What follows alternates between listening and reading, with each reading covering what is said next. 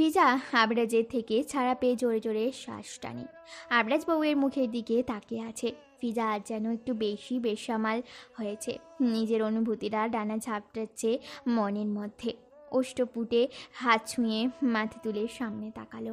আবরাজ ঘোর লাগা দৃষ্টিতে তাকিয়ে বউয়ের লজ্জায় মিয়ে থাকা মুখের দিকে। ঠোঁটে লিপস্টিক এবড়ো খেবড়ো হয়ে চারিদিকে। ফিজা হাতের উল্টো পিঠে সেগুলো মুছে নিচ্ছে। আবরাজ বউয়ের কাণ্ড দেখে দম ফাটা হাসি পেল। এই মেয়ে ম্যাচিউর, ইস কেমন বাচ্চাদের মতো কাজ করছে দেখো। আবরাজ বউয়ের উন্মুক্ত কোমরে হাত রেখে নিজের দিকে টেনে নিল, ঘনিষ্ঠ করল মেয়েটাকে নিজের সাথে। ফিজার হাত ঠেকলো আবরাজের পক্ষে।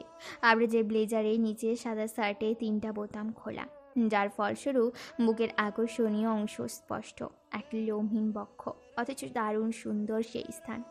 বুকের দিকের হাড়গুলো কেমন সুন্দর ভেসে আছে রসুনের কোয়ার ন্যায়। ফিজা একটা আঙ্গুল সেখানে ছুঁয়ে বলল, আপনি জানেন যাদের বুকে পশম থাকে না তাদের মায়াদয়াও থাকে না। আবরাজ ব্রু কুচকিয়ে জিজ্ঞেস করল, কি বলে তোমায়? মুরব্বিদের কথা। আবরাজ পাত্তা দিল না। বউয়ের আপাদ মস্তক দৃষ্টি বুলিয়ে দেখে, কি চমৎকার সুদর্শনা এই রমণী। আবরাজ খান কিভাবে এত সুন্দরী বউকে ছেড়ে দিল এত বছর। ইস, আফসোস হচ্ছে এখন। এত বছরের ঘাটতি কতদিনে পোষাবে। বাসটা দ্রুত সারতে হবে। আবরাজ বউয়ের ঘাড়ে মুখ গুজে ফিসফিস করে বলল, ঠান্ডা প্রচুর। ঠান্ডা তো হবেই, বাইরে তুষারপাত হচ্ছে। আর এদিকে মেয়েটা শুধু একটা শাড়ি পরে। যদিও বাড়ির ভেতরে তেমন একটা ঠান্ডা লাগে না, হিটার রয়েছে রুমে। বউকে ঝুঁকে কোলে তুলে পাশের সোফায় রাখলো আবরাজ। চারিদিকে কাঁচের দেয়াল, বাইরে তুষারপাত হচ্ছে। কি সুন্দর মনোমুগ্ধকর সে দৃশ্য। সমগ্র শরীর উষ্ণতা। শীতের মাঝেও গরমের শ্বাস ভারী হয়ে উঠেছে দুজনে। অসহ্য ছোঁয়ায় কবজা করে ফেলে আবরাজ মেয়েটাকে। ফিজার রুহু অবধি কাঁপে, একে অপরের উষ্ণ আলিঙ্গনে আবদ্ধ বন্দী। আবরাজ মেয়েটার শাড়ির আঁচল ফেলে বক্ষ দেশে হাত ছোঁয়াতে ফিজা মন কেমন করে উঠল। এক মুহূর্তের জন্য মনে হলো এই ছোঁয়ায় ভালোবাসা পাচ্ছে না সে, কিছুটা কামনা বাসনাও রয়েছে। সে এমন ছোঁয়া চায় না, সম্পূর্ণ পবিত্র ভালোবাসার একটা ছোঁয়া চায়। কামনা ভালোবাসার ঊর্ধ্বে নয়, তবুও মন সায় দিল না। অন্তিম মুহূর্তে এসে সে আবরাজকে আটকে দিল, বাধা দিল পুরুষটার কাছে। আবরাজ অবাক হয়ে তাকালো ফিজার দিকে। ফিজা মুখ অন্যদিকে ঘুরিয়ে পড়ল। আজ আমার ইচ্ছে করছে না। শ্বাস প্রশ্বাসের গতি অস্বাভাবিক মেয়েটার। আবরাজ শুধালো, ওয়াই? এটা আপনার আমার আমাদের ঘরে হোক। ফিজা চারিদিকে তাকিয়ে বলে উঠল। আবরাজ বউয়ের এলোমেলো চুলে হাত চালায়, জানালো, এটাও আমার বাড়ি। আমি চাইছি না এখানে কিছু হয়, ভালো লাগে না আমার এখানে। আরেকবার একটা চুমো তো হতে পারে, তৃষ্ণা মেটে নে। ফিজা ভুজোরা কুচকে নিল। হিসাব কষতে গেলে হিসাব মিলবে না। আবরাজ ঠিক কতবার তার অনুমতিবিহীন চুম্বন করেছে, অথচ এখন আবার ঢং করে অনুমতি চাইছে। ফিজা পাশের টেবিলে ফোনটার দিকে তাকিয়ে চোখে হাসলো। আবরাজের কালো রঙের স্যুটটা অবহেলায় মেঝেতে পড়ে আছে, শার্টের বোতামের অর্ধেকের চেয়ে বেশি খোলা। ফিজা আবরাজের কলার টেনে ধরল। আবরাজ একটু অপেক্ষা না করে বউয়ের ওষ্ঠদ্বয় আবার আঁকড়ে ধরল। সময় নিয়ে লম্বা এক অথর চুম্বনে লিপ্ত হয়ে রইল। কত সময় কাটালো। ফিজা ছোটাছুটি করতে আবরাজ বউকে ছাড়ল। নিজের ঠোঁটের কোণায় আঙ্গুল ছুঁয়ে বলে উঠল, ফার্স্ট ব্যাক করছি বাংলাদেশ। বাসরের জন্য রেডি হয় সুগন্ধি ফুল। আবরাজ রুমে চলে যায়। ফিজার শোয়া থেকে উঠে বসল, এলোমেলো শাড়ি ঠিকঠাক করে নিল। এরপর বসা অবস্থায় থেকে ফোনটা হাতে নিল। সাইড বাটন চাপতে স্ক্রিনে ভেসে উঠল কেউ একজন কলে রয়েছে। ফিজা বাঁকা হেসে বলে উঠল, প্রমাণ নিশ্চয়ই পেয়েছো। আই হোপ এখনো একজন বিবাহিত পুরুষের পেছনে পড়ে থাকবে না। ওপাশের ব্যক্তির জবাবের অপেক্ষা না করে ফিজা লাইন কেটে দিয়ে গুনগুন করতে করতে রুমে চলে গেল। ফাতিয়া ঘুমিয়েছিল। সাবির এসে বউয়ের পাশে কাঁধ হয়ে শুয়ে পড়ল। ফাতিয়ার সাথে সাথে তন্দ্রা ছুটে গেল। চোখ মেলে সাবিরকে নিজের পাশে দেখে থমে খেলো কিছুটা। যদিও প্রায় এমন হয়, তবুও হঠাৎ ঘুম ভেঙে এভাবে নিজের কাছে কাউকে দেখলে স্বাভাবিকভাবে মস্তিষ্ক সেটা বুঝে নিতে সময় লাগবে। সাবিরের গায়ে তখনও বাহিরের পোশাক, জুতো জোড়াও খোলেনি। ফাতিয়া শোয়া থেকে উঠে আগে সাবিরের জুতো খুলে দিল, পায়ের মোজা খুলে সেগুলো রেখে এলো। সাবির ততক্ষণে শোয়া থেকে উঠে বসেছে। ফাতিয়া জিজ্ঞেস করলো, খাবার খেয়েছি, তুমি খেয়েছো? ফ্রেশ হয়ে আসুন। ঠান্ডা। সাবির নিস্তেজ গলায় পড়ল। ফাতিয়ার সাথে সাথে বলে উঠল, সারাদিন বাইরে ছিলেন? এরপর ঠেলে ঠেলে ওয়াশরুমে পাঠালো সাব্বিরকে। সাব্বির ফ্রেশ হয়ে এলো 5 মিনিটের মধ্যে। বেরিয়ে এসে ফাতিয়ার পাশে বসলো। ফাতিয়া বলল, আপু ভাইয়ের জন্য সারপ্রাইজ প্ল্যান করেছে আজ। সুন্দর করে সাজিয়েছে সব কিছু। জানি আমি। ফাতিয়া মুখ ভোঁতা করে নিল। বাসি খবর দিচ্ছে সে। সাব্বির ব্যাপারটা বুঝতে পেরে হেসে দিল। ফাতিয়া মুখ ভেঙচি কেটে শুয়ে পড়ল। সাব্বির হাসতে হাসতে নিজেও শুয়ে জড়িয়ে ধরল বউকে। সেদিন রাতের পর আজ 3 দিন আবরাজ বাড়ি ফিরে না। ফিজা চিন্তায় অস্থির। সাব্বির সব দিক সামলাচ্ছে। ফিজা বারবার করে জিজ্ঞেস করেও কিছু বলছে না সাব্বির। এদিকে আবরাজের গোপন অ্যাসিস্ট্যান্ট জনের সাথে ও কন্ট্রাক্ট করতে পারছে না ফিজা। চিন্তায় অস্থির মেয়েটা। রাত হলো, ঘুম হয় না। ছটপট করে রাত কাটে। মনটা বড্ড আবরাজ খান করে। একটু দেখতে ইচ্ছে করে, খেতে পারছে না ঠিকঠাক। এই যে রাতের খাবার এখনও রাখা টেবিলে। ফিজার আচমকায় কান্না পায়। অথচ আজ কত বছর হবে মেয়েটা কাঁদে না। স্বামী বিয়ের রাতে ছেড়ে গেল, তখনও কাঁদেনি মেয়েটা। সব কিছু সহ্য করেই গিয়েছে। এত দূরে এসেছে যেখানে আপন একটা মানুষ নেই। সব কিছু ছেড়ে যার জন্য এত দূর হলো সেই মানুষটারও খোঁজ নেই। সাময়িক সময়ের জন্য সুখ এসেছিল কি তবে তার কপালে স্থায়ী কেন হচ্ছে না? সাধারণ জীবনটা কেমন এলোমেলো হয়ে গেল আবরাজ খানের সাথে বাধা পড়ে। হ্যাঁ, সে এটা তো আবরাজ খানকে অপরাধী বানাতে পিছপা হবে না একটু। কাঁদে না তবুও মেয়েটা। চোখ বন্ধ করে দীর্ঘশ্বাস টেনে চোখ খুলতে চমকে উঠল। তার পাশে হাঁটু গেড়ে বসা আবরাজ খান। ফিজা নিজের মনের ভুল ভেবে চোখ বন্ধ করে নিল, কিন্তু না, নিজের গালে শীতল হাতের স্পর্শ পেয়ে মেয়েটাও শিওর হলো স্বয়ং আবরাজ খান তার সামনে বসা। সাথে সাথে শোয়া থেকে উঠে বসলো ফিজা। ঝট করে গলা জড়িয়ে ধরলো আবরাজের। আবরাজ নিজেও মেয়েটার কোমর জড়িয়ে ধরে বসা ছেড়ে উঠে দাঁড়ালো। ফিজা পা দিয়ে কোমর পেঁচিয়ে নিল আবরাজের। আবরাজ বউয়ের পাগলামিতে হাসলো। মেয়েটা তার জন্য অস্থির হয়েছিল, চিন্তা করছিল। একটু আনন্দ হচ্ছে কি মনের কোণে? হ্যাঁ হচ্ছে। একটু সুখ অনুভূতি। ভালো লাগায় মন তুলিয়ে ওঠে। বউকে নিয়ে ব্যালকনির দিকে এগিয়ে গেল আবরাজ। বলল, আবরাজ খানের অনুভূতি সতেজ হচ্ছে সুগন্ধি ফুল।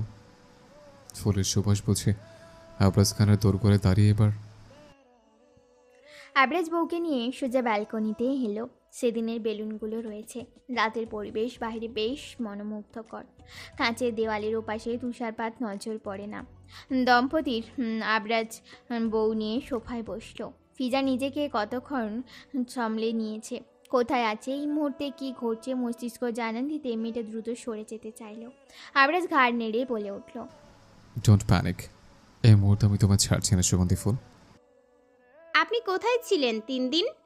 ফিজা তীক্ষ্ণ দৃষ্টিতে তাকিয়ে প্রশ্ন করে আবরাজকে। আবরাজের দৃষ্টি বউয়ের ওষ্ঠপুটে। কেমন সুন্দর তার কথা বলার সময় একে অপরের মাঝে বিচ্ছেদ ঘটায়। তার ভালো লাগে এই ঝাঁঝালো কণ্ঠে যখন ফিজা রমণী তার সাথে কথা বলে। আবরাজ শান্ত স্বরে জবাব দিল, তোমার আশেপাশে। মজা করিয়েন না। আমরা বাংলাদেশে ব্যাক করছি ফাস্ট। কতদিন? 3 দিন। একবারে চলে যাব? ফিজা ব্রু কুচকে জিজ্ঞেস করলো। আবরাজ মাথা নাড়ে। মেয়েটার ফোলা গালে হাত রাখলো। বলল, না, আমি আসবো আবার। ডিভোর্স কবে দিবেন? এমন মুহূর্তে আবরাজ কল্পনাও করেনি ফিজা এমন কিছু বলতে পারে। আবরাজ থতমত খেলো। রাগ নিজের উপর হচ্ছে না কি সামনে বসা সুদর্শনা রমণীর উপর বুঝতে পারছে না আবরাজ। তবে রাগ নিয়ন্ত্রণ সে করতে কঠিন স্বরে বলে উঠল, এমন কোনো কথা ছিল নাকি আমাদের মাঝে? আমার ছিল। আমার নেই। সো ডিভোর্সের প্রশ্ন আসে না।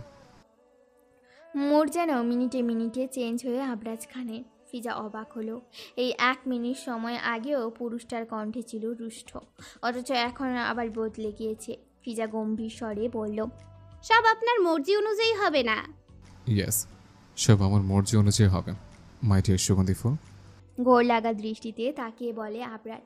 ফিজা আবরাজের গালে হাত ছোঁয়ালো। ইস, কবে ছুঁয়েছে এভাবে বউ তাকে? ভুলে গিয়েছে, মনে পড়ছে না এই মুহূর্তে। মনে করতে চাইলো না। ফিজা বলল, আপনি ভালো হয়ে যান। তুমি সুযোগ দাও। দিয়ে রেখেছি, আপনি কাজে লাগাচ্ছেন না। ফিজার কণ্ঠে একরাশ হতাশা এসে ভর করেছে। আবরাজ ফিজার শরীরটা আরও একটু নিজের দিকে টেনে নিল, মুখ গুঁজে দিল বুকে। ফিজা কিছুটা চমকে উঠে আবরাজের চুল সহ ঘাড়ির কাছে ওভারকোটটা খামচে ধরে বসে রইল। আবরাজ সময় নিয়ে বলে উঠল, সংসার চাই একটা। আপনার ইচ্ছে নেই? শতভাগ ভুল তুমি সুগন্ধি ফুল। আবরাজ শান্ত স্বরে বলে। ফিজা হতাশার সুরে বলে, আপনার মধ্যে তেমন কিছু খুঁজে পাচ্ছি না আমি। তুমি কি আমার পুরুষত্ব নিয়ে সংশয় আছো? আবরাজ ফিজার দিকে তাকিয়ে ভ্রুজোড়া কুচকে সন্দিহান কণ্ঠে জিজ্ঞেস করল। ফিজা কণ্ঠ খাদে এনে বলল, এটা ভাবা বোকামি। আমি আপনার পূর্বে সব ঘটনা জানি। ছেড়ে দিয়েছি সব। এটা কথা না আবরাজ, বাড়ি যেতে চাই আমি। ফিজা মলিন স্বরে বলল। মনটা ইদানিং বড্ড ছটফট করে, কিছু একটা ঠিক নেই মনে হয়, ভালো লাগে না কিছু। তার উপর আবরাজ এতদিন ছিল না, মনটা আরও বেশি আছে। আবরাজ ঘাড় নেড়ে বলে। ওকে। তখনও বসা ফিজা আবরাজের কোলে। আবরাজের মুখোশটি জুড়ে ক্লান্তির ছাপ, চোখে নিচে গুলো কালচে দেখাচ্ছে, ঠোঁটগুলো অতিরিক্ত খয়েরি রঙের হয়ে গিয়েছে। ফিজা চট করে প্রশ্ন করলো, 3 দিন শুধু সিগারেটের ওপর ছিলেন আপনি? সিগারেটের আগুনে পোড়া অধর বাজে দেখালো আবরাজের সুদর্শন মুখে। নাকি সুন্দর লাগছে বুঝতে পারি না মেয়েটা। আবরাজ নিজের ঠোঁট কামড়ে ধরে জিজ্ঞেস করলো, কে বলে তোমায়? আপনার অষ্টদয় মিথ্যা বলে? তুমি ছিলে না এতদিন। বলতে বলতে আবরাজ নিজের হাত চালায় বউয়ের ঘাড়ে। ঝট করে মেয়েটার মুখ এগিয়ে নিয়ে ঠোঁটে চুমু খায় আলতো করে, পরপর কয়েকবার। এতদিনের তৃষ্ণা মেটে না। দীর্ঘ একটা অধর চুম্বন আবরাজ খানকে শান্ত করতে পারে না। নিজের উপর নিয়ন্ত্রণ হারাতে হারাতে বউয়ের সেদিনের আবদারের কথা মনে পড়ে। অতঃপর নিজেকে সামলে নিল, ছেড়ে দিল বউকে, স্বাভাবিক হতে সময় দিল। এত সময় নিঃশ্বাস নিতে না পারার ফলে দ্রুত শ্বাস নিয়ে নিজেকে স্থির করে ফিজা আবরাজ বউকে শান্ত হতে দেখে আবারও কোলে তুলে রুমে চলে এলো।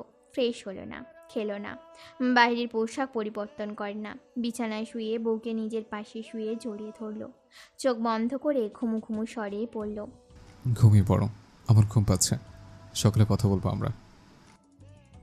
ফিজা কথা বাড়ায় না। আবরাজের চোখ দেখে বোঝা ছিল ফিজা আবরাজ 3 দিনে হয়তো 3 ঘন্টা সময় ঠিকঠাক ঘুমায়নি। কী কারণ হতে পারে? কোথায় গিয়েছিল? কেন গিয়েছিল? সব প্রশ্ন উত্তর নেই কোথাও। কিভাবে পাবে এসবের উত্তর ফিজা জানে না, তবে জানতে হবে যে করে হোক। রাত বাজে 1:30। মেহরিন ঘুমেছিল, কিন্তু ফোনের শব্দে ঘুম ভেঙে গেল মেয়েটার। ঘুমু ঘুমু চোখে ফোন বালিশের তলা থেকে বের করে রিসিভ করে কানে তুলে। হ্যালো। ওপাশে আব্রাহাম, সে ল্যাপটপের সামনে বসে আছে।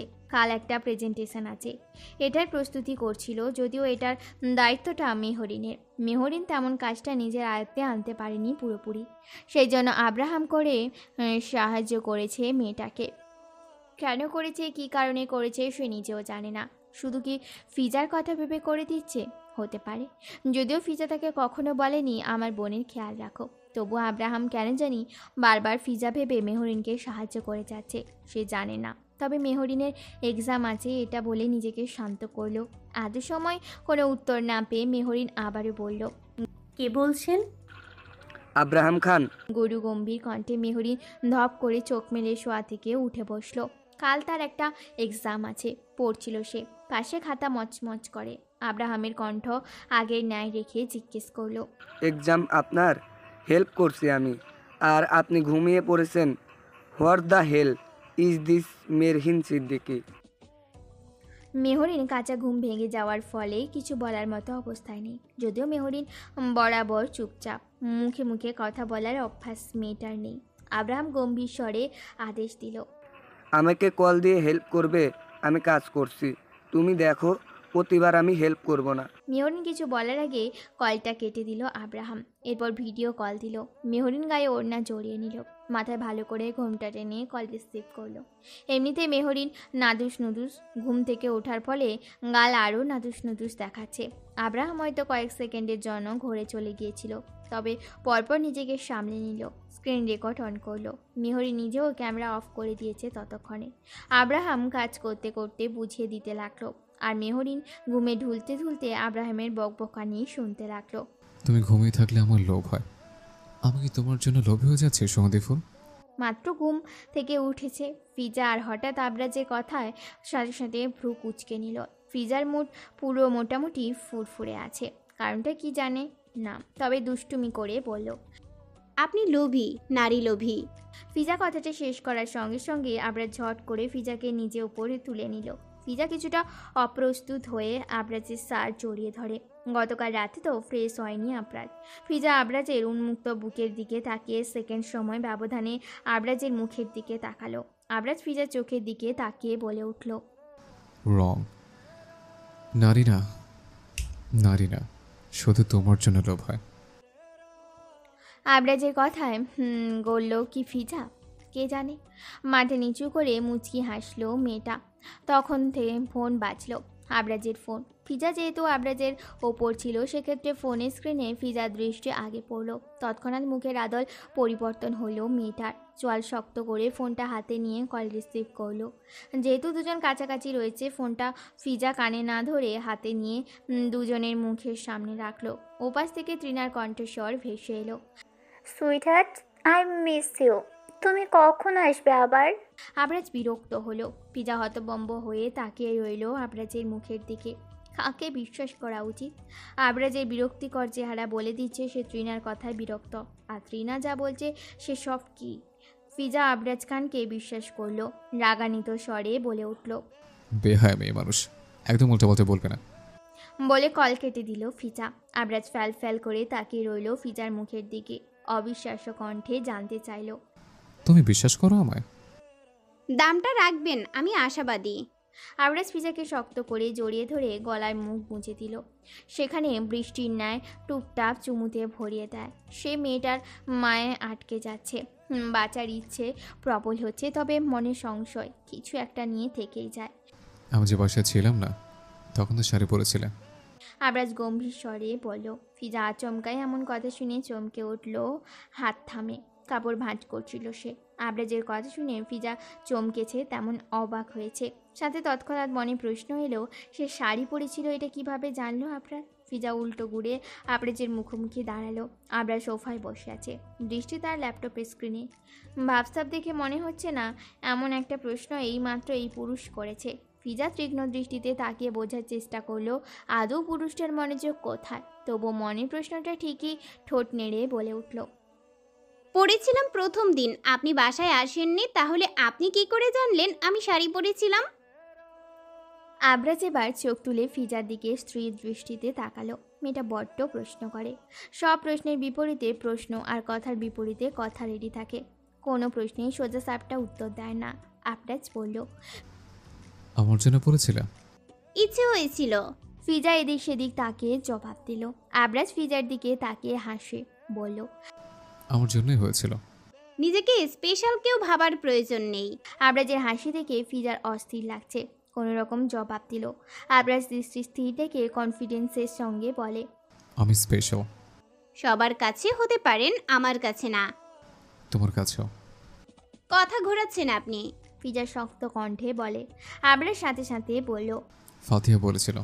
আবরাজ শান্ত স্বরে জানালো। ফিজা ভুজোড়া টান টান করে বলে উঠল, মিথ্যা কথা। ফাতিহা সাব্বির সেদিন বাসায় ছিল না। এদিকে এসো। আবরাজ ল্যাপটপের শাটার বন্ধ করে ফিজাকে ডাকলো। ফিজা ভ্রু কুঁচকে নেয়। দ্রুত কদম ফেলে এগিয়ে এসে সামনে দাঁড়ালো। আবরাজ ল্যাপটপ কোলের ওপর থেকে সরিয়ে রাখলো। ফিজাকে টেনে বসালো কোলে। এরপর পেছন থেকে জড়িয়ে ধরলো বউকে, বলল, বাইরে যাবার কথা বলেছিলে সকালে। এখন যাব? আপনি বাইরে যাবেন না? না, খুব বেশি ইম্পর্টেন্ট না হলে আর যাচ্ছি না। ফিজা কথা বাড়ায় না। আবরাজ ছাড়ে না বউকে। কোলে নিয়ে বসে কিছু একটা করতে লাগলো। ফিজা কিছু সময় তাকিয়ে দেখলেও বুঝতে পারল না। কিসের যেন একটা হিসাব করছে আবরাজ। ফিজা ভাবলো হয়তো বাংলাদেশে কোম্পানির কোনো হিসাব হবে, কেননা আবরাজ এর এই দেশ কোনো বিজনেস নেই। যেটা আছে সেটা মিস্টার জিয়ের। আবরাজ সেখানে শেয়ার শুধু। ফিজা তেমন পাত্তা দিল না বিষয়টা। আবরাজের গলা জড়িয়ে ধরে কাঁধে মাথা রাখলো। কিছু সময় এভাবে ঘুমিয়ে পড়ল সে। আবরাজ কাজের ফাঁকে বউয়ের দিকে বারবার আর চোখে তাকিয়ে তাকিয়ে দেখলো। বেশ আদুরে দেখাচ্ছে মেয়েটাকে। শান্তশিষ্ট ভোলাভালা এক রমণী, কিন্তু জেগে থাকলে কেমন কঠিন মুখশ্রী। কথাবার্তা ধরন বেশ ধারালো। মুচকি হাসে আবরাজ। হৃদয়ে ভালো লাগার দোল দেয়। কেমন শান্তি শান্তি লাগে মনে। সেভাবে বসে থেকে কাজ করে আবরাজ। আবরাজ ফিজাকে নিয়ে বেরিয়েছে। প্রথমে শপে যাবে তারা, মার্কেট করবে, যেহেতু পরশু ফিরে যাবে সেই জন্য সবার জন্য টুকটাক কেনাকাটা করতে যাচ্ছে ফিজা। আবরাজ সাথে সিকিউরিটি নেয়নি, সাব্বিরকেও না বলেছে ফাতিয়াকে নিয়ে ঘুরে যাওয়ার জন্য। আবার আবরাজ নিজে ড্রাইভ করছে, ফিজা পাশে বসে চারপাশে অবকলন করছে। আবরাজ বারবার বউয়ের দিকে পূর্ণ দৃষ্টিতে তাকিয়ে দেখছে, আবার গাড়িও চালাচ্ছে মনোযোগ দিয়ে। ফিজা বুঝতে পারছে আবরাজ গাড়ি চালানোর ফাঁকেও তাকিয়েই দেখছে। এতে তার সমস্যা নেই, এই কদিনে ভালোই অভ্যস্ত হয়েছে সে আবরাজের আচার আচরণে। বুকে হাত গুঁজে ফিজা বাইরে তাকিয়ে বলে উঠল, আপনার তো গার্লফ্রেন্ডের অভাব নেই, এই জন্যই জার্মানি এত ভালো লাগে যে বিয়ের রাতে বউ ফেলে চলে এসেছেন। সাথে সাথে গাড়ি ব্রেক কষলো আবরাজ। ভ্রুজোড়া টান টান করে ফিজার দিকে তাকালো। অধজোড়া অল্প স্বল্প অটোমেটিক প্রসারিত হয়েছে। মেয়েটা বেশি বোঝে, উল্টাপাল্টা বকে। আবরাজ পরপর বলে উঠল, তুমি 2 লাইন বেশি বলছো, এর জন্য কি করতে পারি আমি? ফিজা তাকালো আবরাজের দিকে, দৃঢ় কণ্ঠে বলে, কিছু করতে হবে না, বিশ্বাসটা সবসময় করে যাওয়ার মতো অবস্থা রাখেন শুধু। আবরাজ কিছু বলে না, নিজের সিট বেল্ট খুলে ফিজার দিকে সামান্য ঝুঁকে গেল।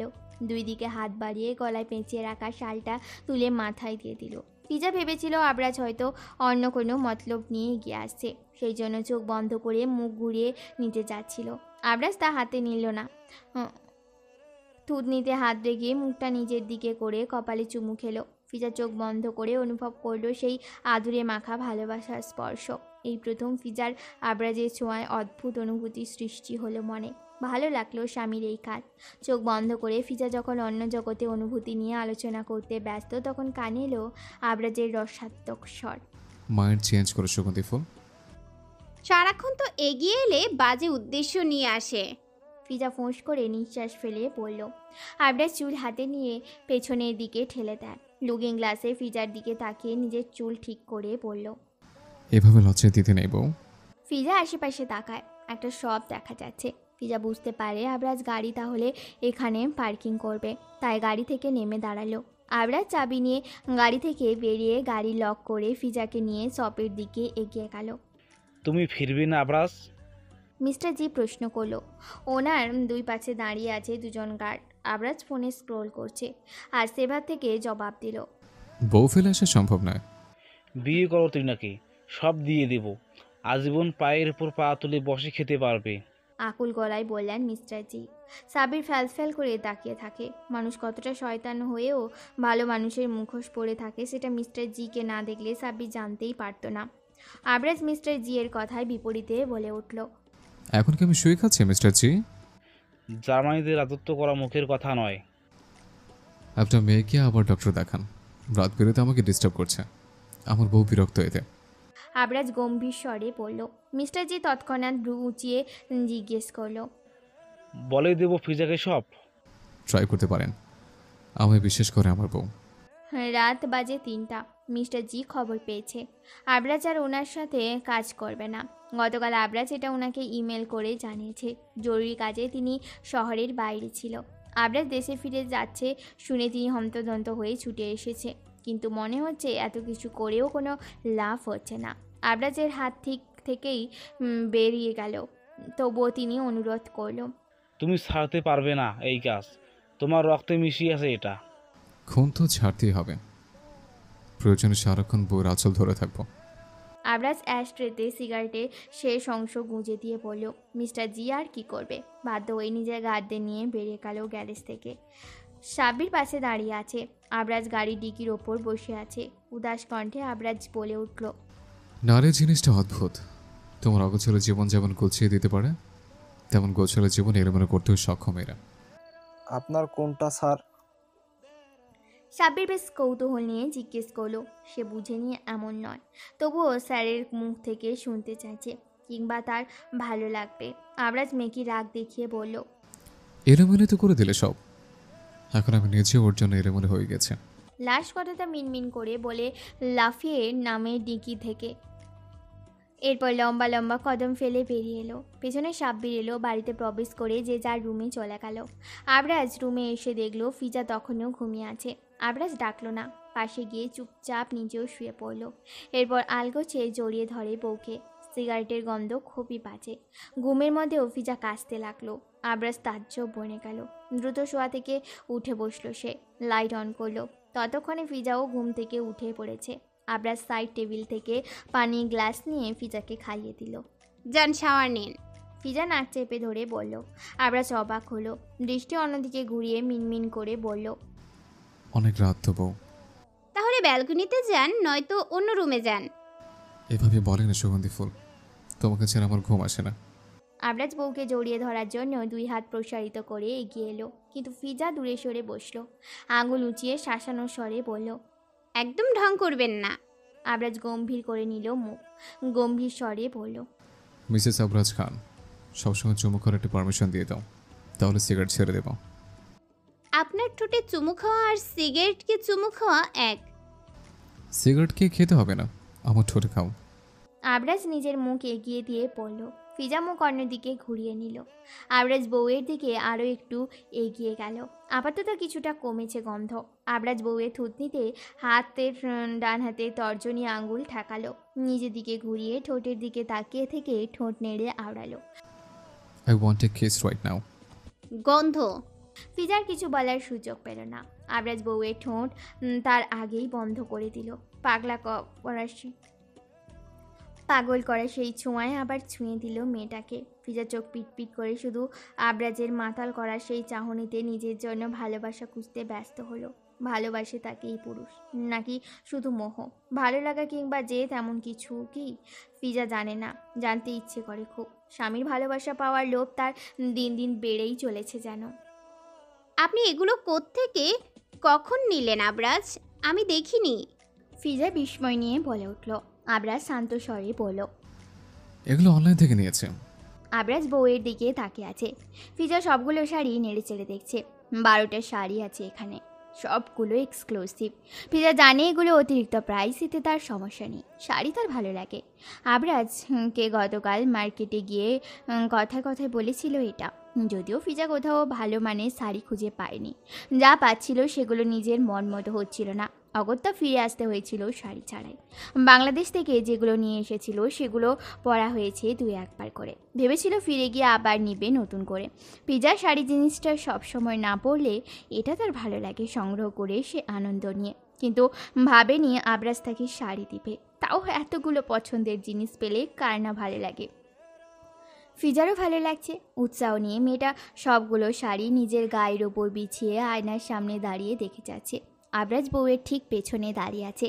ফিজা কালো রঙের একটা চমৎকার সুন্দর শাড়ি নিয়ে আয়নার সামনে দাঁড়িয়ে সেটাও গায়ে বিছিয়ে দেখতে লাগলো। এটা একটু বেশি সুন্দর। ফিজা হাত বুলিয়ে নিল শাড়িটার ওপর। কাল সকালে এটা পরে সে বাংলাদেশ যাবে। তবে হঠাৎ করে কিছু মনে পড়তে মুখটা মলিন করে নিল।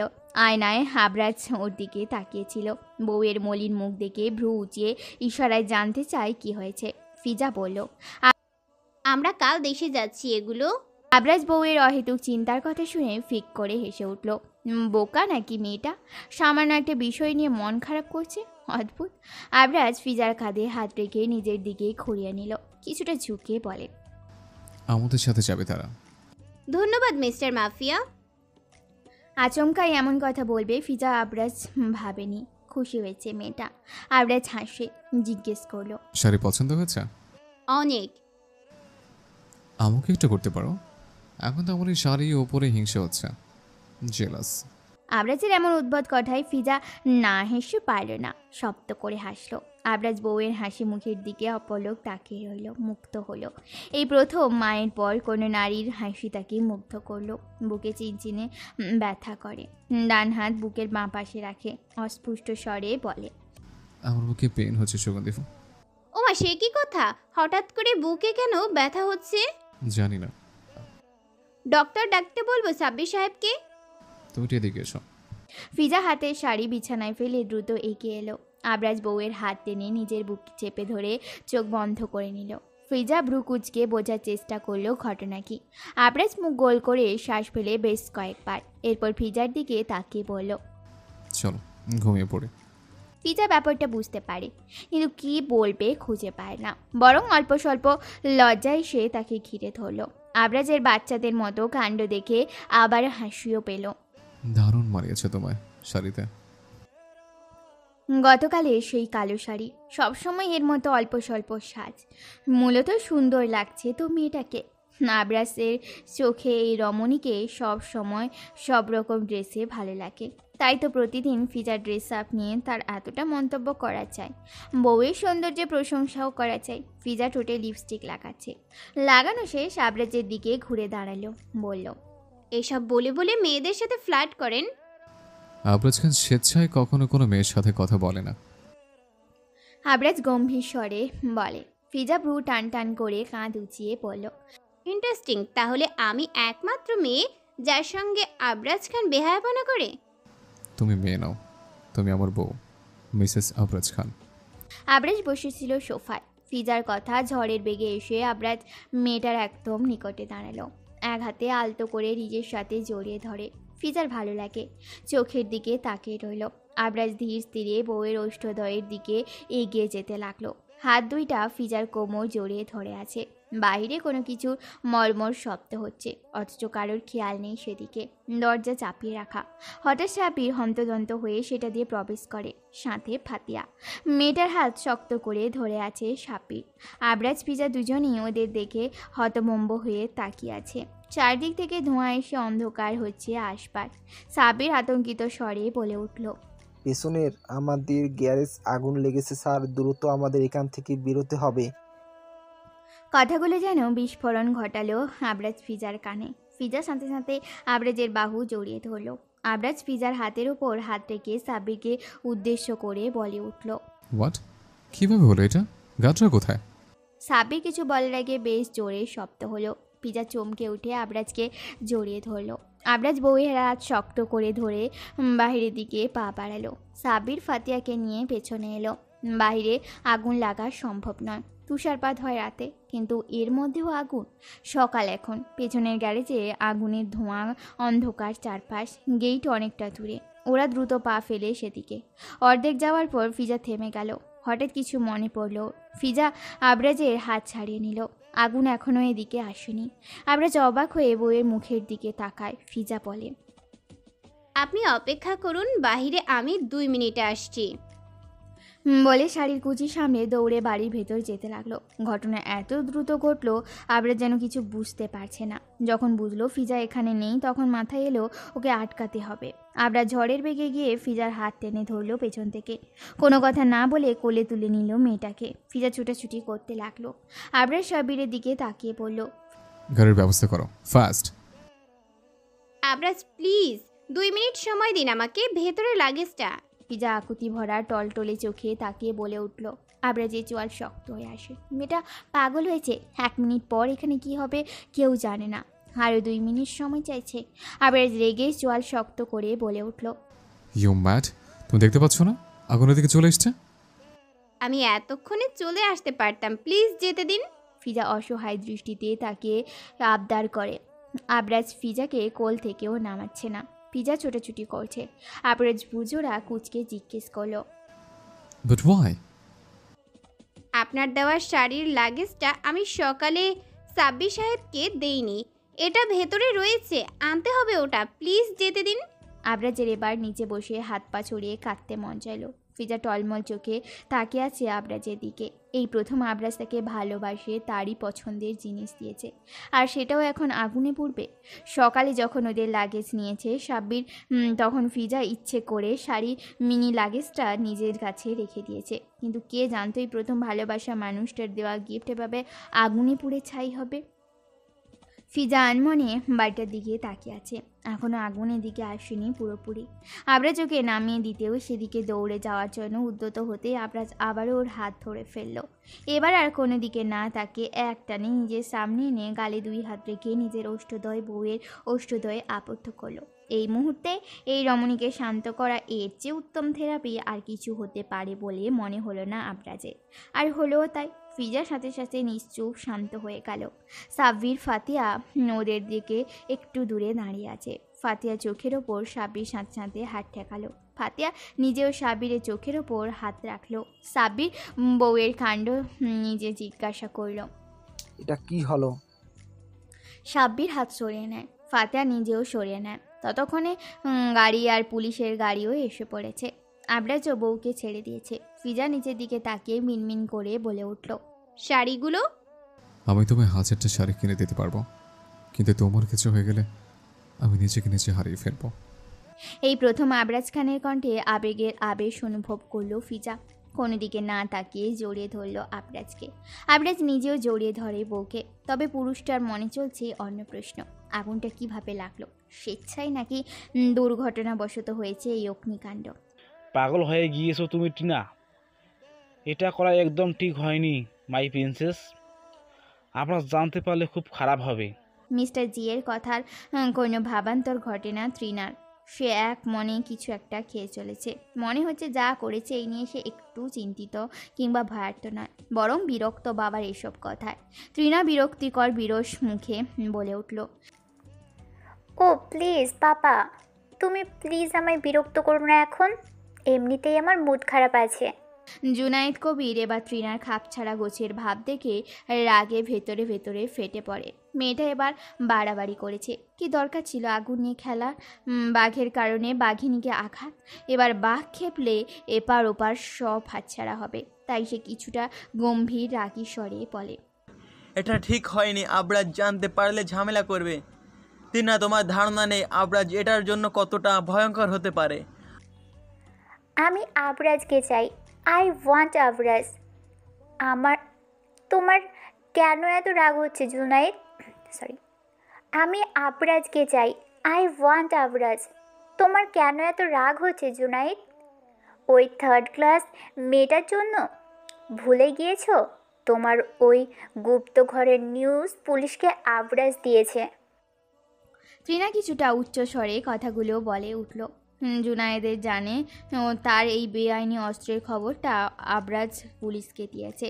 এতে তার বিরাট লস হয়েছে, কিন্তু আফসোস নেই এতে। তারপরও সে আবরাজের সাথে মুখোমুখি হয়েও খারাপ ব্যবহার করেনি, কারণ একটাই, হ্যাঁ সেই কারণ তৃণার কথাই সত্যি। ফিজার জন্য সে তৃণার উপর খেপেছে।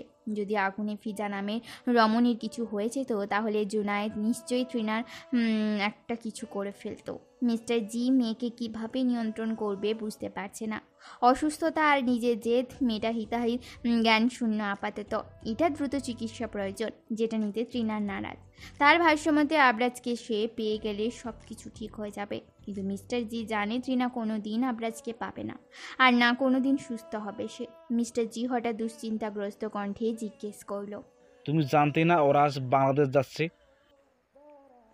নো পাপা, জানলে রাতেই দিতাম যখন আবরাজ বাসায় ছিল না। বাট আমি তো খবর নিয়েছিলাম আবরাজ আজ সকালে বাড়িতে থাকার কথা ছিল না। তাহলে কিভাবে কি? উফ, পাগল করে দিচ্ছে আমায় এই আবরাজ খান। তৃণা মর্মাহত হয়ে বলে। জুনায়েদ ভ্রু কুঁচকে নেয়। সে নিজেও খবর যতটা পেয়েছে আবরাজ আজ সপ্তাহ হবে ফিজার সাথে নেই। তাহলে কিভাবে সম্ভব এটা? তবে কি আবরাজ বাড়িতে থেকেও বাহিরে মিথ্যা বলেছে সবার কাছে? কিন্তু সে তো মিস্টার জি এর পার্টনার কিমের সাথে সাক্ষাৎ করতে গিয়েছিল। আবরাজের সাক্ষাৎ মানে life fail. Junaid mister GK উদ্দেশ্য করে বলে উঠল, আবরাজ ডেনমার্কে গিয়েছিল। যায়নি, আমি জানতাম এটা। শোনে কি আমার কথা? জুনায়েদ চোখ বন্ধ করে নিল। অতীত রাগে চোয়াল শক্ত হচ্ছে। সে এতদিন ছিল না এখানে, থাকলে নিশ্চয়ই এই সুযোগ কাজে লাগাতো। তবে কিছু ভেবে বাঁকা হাসলো। ততক্ষণে তৃণা নিজের ফোনে আবরাজের ছবি দেখতে ব্যস্ত। মিস্টার জি তপ্ত শ্বাস ফেলে মেহের পাগলামি দেখে। ফিজা ঘুমিয়ে আছে। সাব্বিরের সাথে ফোনে কথা বলছে আবরাজ। সাব্বির অন্য গাড়িতে, জরুরি কথা আছে বিধায় আবরাজ ফিজা ঘুমানোর পরপরই কল করেছে সাব্বিরকে। সাব্বির ফোনের ওপাশ থেকে বলে, স্যার আপনার ইনফরমেশন ঠিক ছিল। আমাদের আরও আগে সেখানে থেকে বেরিয়ে আসা উচিত ছিল। আরও আগে বেরিয়ে এলে ওদের এমন আফসোসের দাবানলে চালাতে পারতাম নাকি? এখন চলবে, নিজেই চলবে। সাবির বুঝে ফেলল তার স্যার আসলে ইচ্ছে করে এমনটা করেছে, ট্রিনাকে মানসিকভাবে আরও বিধ্বস্ত করতে। আবরাজ আরও কিছু কথা বলে কল কাটে। ফিজা গভীর ঘুমে। আবরাজ ফোস্ট করে দম ছাড়ে। মেয়েটা লম্বা সময় জার্নি করে একদম নেতিয়ে পড়েছে। বুকে চেপে রেখেছে আবরাজ বউকে। মাথায় আলতো করে ঠোঁট ছুঁয়ে দেয় আনমনে। পরপর থমথম খেলো। বুকের ভেতর অদ্ভুত প্রশান্তিও অনুভব করলো। নিজের সিগারেটে পোড়া ঠোঁটে আঙুল ছুঁয়ে দিয়ে বিড়বিড় করে বলল, সিগারেট খেলে ভালো লাগে, তবে বউকে চুমু খেলে শান্তি লাগে। আবরাজ খান চিন্তিত হলো সিগারেট কি তবে ছেড়ে দেওয়া উচিত। নিয়ম করে বউয়ের ঠোঁটে চুমু খেলে কি সিগারেটের নেশা পরিবর্তন হয়ে বউকে চুমু খাওয়ার নেশাতে পরিবর্তন হবে? বাড়িতে ফিরে ফিজার মন ফুরফুরে হয়ে গেল।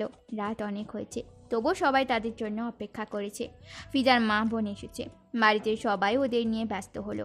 আবরাজ আর সবার সাথে প্রায় টুকটাক কথা বলল, যা আগে কখনোই করতে দেখা যায়নি। রাতের খাবারের জন্য তারা দিতে আবরাজ আর ফিজা গেল ফ্রেশ হতে। সাব্বির আর ফাতিয়াও আছে। সবাই যে যার মতো রুমে গেল। মুহিতা বেগম বেআইনের সাথে রান্নাঘরে গেল। ইলা বেগম বেশ শৌখিন মানুষ, বাড়িতে বেশ কিছু কাজের লোক থাকলেও রান্না তিনি নিজেই করে। এখন রান্নাঘরে গিয়ে সব গুছিয়ে নেবে। মুহিতা বেগমও তাই ওনাকে সাহায্য করতে গেল। মিষ্টি ঘুমে ঢোল করছে, বাচ্চা মেয়ে, কিছুদিন আগেই পরীক্ষা দিয়েছে সে, এখন ফ্রি টাইম কাটাচ্ছে। ভাই ভাবির সাথে সাক্ষাৎ করে রুমে চলে গেল ঘুমোতে। পুরুষ বলতে আবরাজের বাবা আছে এখন। মিলন খান ডাইনিং টেবিলে গিয়ে বসলো, মেহরিন সোফায় বসা। বাড়িতে আব্রাহাম নেই, মেহরিন তাই আপাতত নিশ্চিন্তে আরাম করছে। কোনো অজানা কারণে আব্রাহামকে দেখলে কিংবা আশেপাশে থাকলে মেয়েটা অস্থির হয়ে যায়, জানে সে বড়ই বিরক্ত। এই পুরুষ আশেপাশে থাকলেও ওর কেন নিজেকে এমন এলোমেলো লাগে? অতিরিক্ত টেনশনে তো প্রেশার বেড়ে যায়, কি এক যন্ত্রণা। মেহরিন এসন ভেবে উঠে দাঁড়ালো, তখন সদর দরজা দিয়ে প্রবেশ করে আব্রাহাম। ফর্মাল ড্রেস আপ, লম্বা চওড়া পুরুষটা বক্ষ টান টান করে হাঁটে। হাঁটার স্টাইলে কেমন আভিজাত্য ফুটে ওঠে। মেহরিন নিজের চক্ষুদ্বয়ের পর্যবেক্ষণ নিজেই থতমত খেলো। মাথা ঝাঁকিয়ে দ্রুত রান্নাঘরে মায়ের কাছে চলে গেল। এদিকে আব্রাহামের এমন হন্তদন্ত হয়ে ছুটে যাওয়া দেখে ভ্রুকুচকে তাকায় সেদিকে। মেয়েটা একদম চুপচাপ শান্তশিষ্ট স্বভাবের, যেখানে তাকে দেখলে অফিসে কিছু মেয়ে উঁকিঝুঁকি মারে, রাস্তাঘাটেও মেয়েরা তাকে হাড় চোখে দেখে। স্কুল কলেজ ভার্সিটিতে থাকতে প্রায় প্রেমের প্রস্তাব পেত, সেখানে সেই মেয়ে তাকে সর্বদা এড়িয়ে চলে। পরপরই দৃষ্টি ঘুরিয়ে সিঁড়িতে তাকাতে দৃষ্টি স্থির হয় ফিজার নামের রমণীর ওপর। নর্মাল একটা সাদা রঙের 3 পিস পরা, মাথায় ঘোমটা টানা, কিছু এলোমেলো চুল ওড়না ফাঁক ফোকর দিয়ে বাহিরে অবস্থান করছে। আব্রাহামের কয়েক সেকেন্ডের জন্য বোধহয় স্থানকাল মস্তিষ্ক থেকে বেরিয়ে গেছিল, তবে পরক্ষণেই স্বয়ং আবরাজ খানকে ফিজার পেছনে পেছনে নিচে আসতে দেখে দৃষ্টি সংবরণ করে। মানিয়েছে চমৎকার দুজনকে। সুঠাম দেহের চমৎকার সুদর্শন পুরুষ আবরাজ খানকে যে কোনো রমণীর নজরে লাগবে। ঠিক তারই বিপরীতে তারই স্ত্রী ফিজা সিদ্দিক পুষ্প আব্রাহাম নিজের কিছু সময় পূর্বে কর্মে নিজেই লজ্জিত। আবরাজ ফিজা নিচে আসতেই সে নিজেকে সামলে নিল। ভাইয়ের সাথে তার কথা হলো। ফিজা ভালো মন্দ জিজ্ঞেস করে দ্রুত প্রস্থান করে সেখান থেকে। চোখে পড়লো আবরাজের সেটা।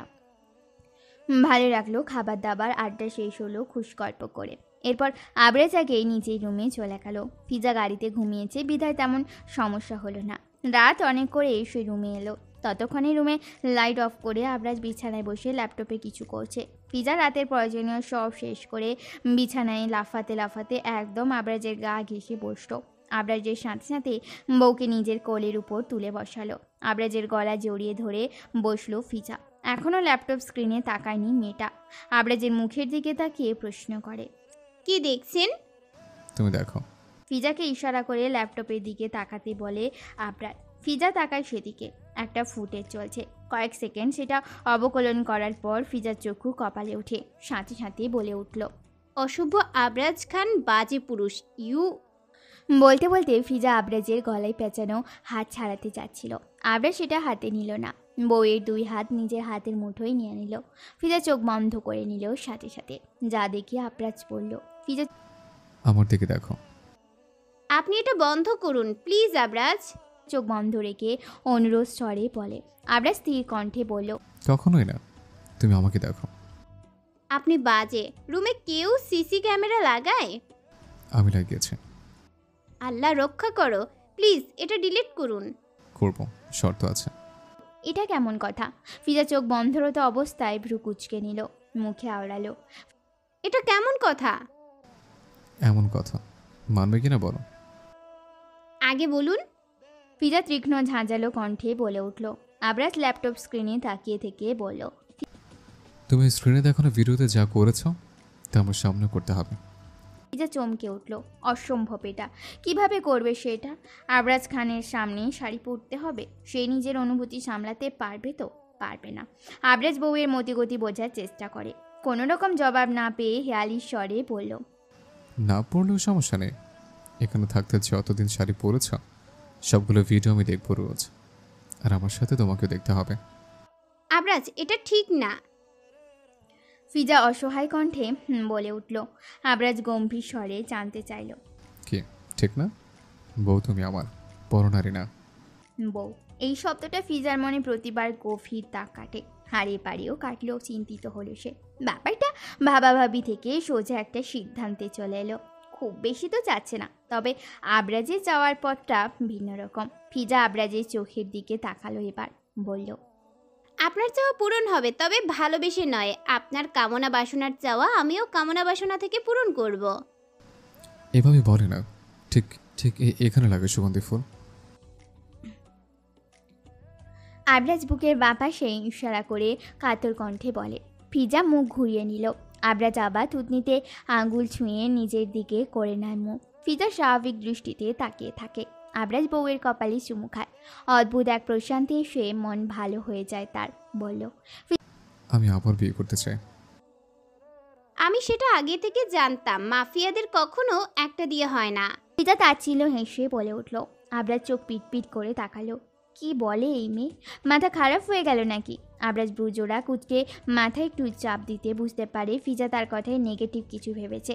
আবরাজ চোখ বন্ধ করে ঠোঁট গোল করে শ্বাস টানে। এক লাইন বেশি বোঝাটা মেয়েদের ভুল নয়, এটা তাদের রোগ একটা। আবরাজ তবুও কোমল গলায় পড়ল, আমি আমাদের বিয়ের কথা বলেছি। যদিও 2বার বিয়ে হয় না, তবে আমরা বিয়েতে যা যা করতাম ঠিক তাই করব, শুধু কাজের কাজটা বাদ দিয়ে। আবরাজের গম্ভীর কণ্ঠে ফিজার চক্ষু কপালে উঠে গেল। নিজের এক লাইন বেশি ভাবা নিয়ে বিরক্ত হলো ফিজা। আবরাজের ফোনে বাজে তখন। আবরাজ ফিজাকে রেখে ফোন নিয়ে ব্যালকনিতে চলে এলো। ফিজা তখন ও ফ্যাল ফ্যাল দৃষ্টিতে তাকিয়ে আছে আবরাজের দিকে। জুনায়েদ কবির, আমন্ত্রণ রইল, নেক্সট উইকে চলে এসো আমাদের দেশে। আবরাজ কল রিসিভ করে হাস্যত মুখে বলে। আবরাজের কথায় সম্পূর্ণ বিপরীতে জুনায়েদ জিজ্ঞেস করলো, মারবে তুমি আমায়? কখনো না।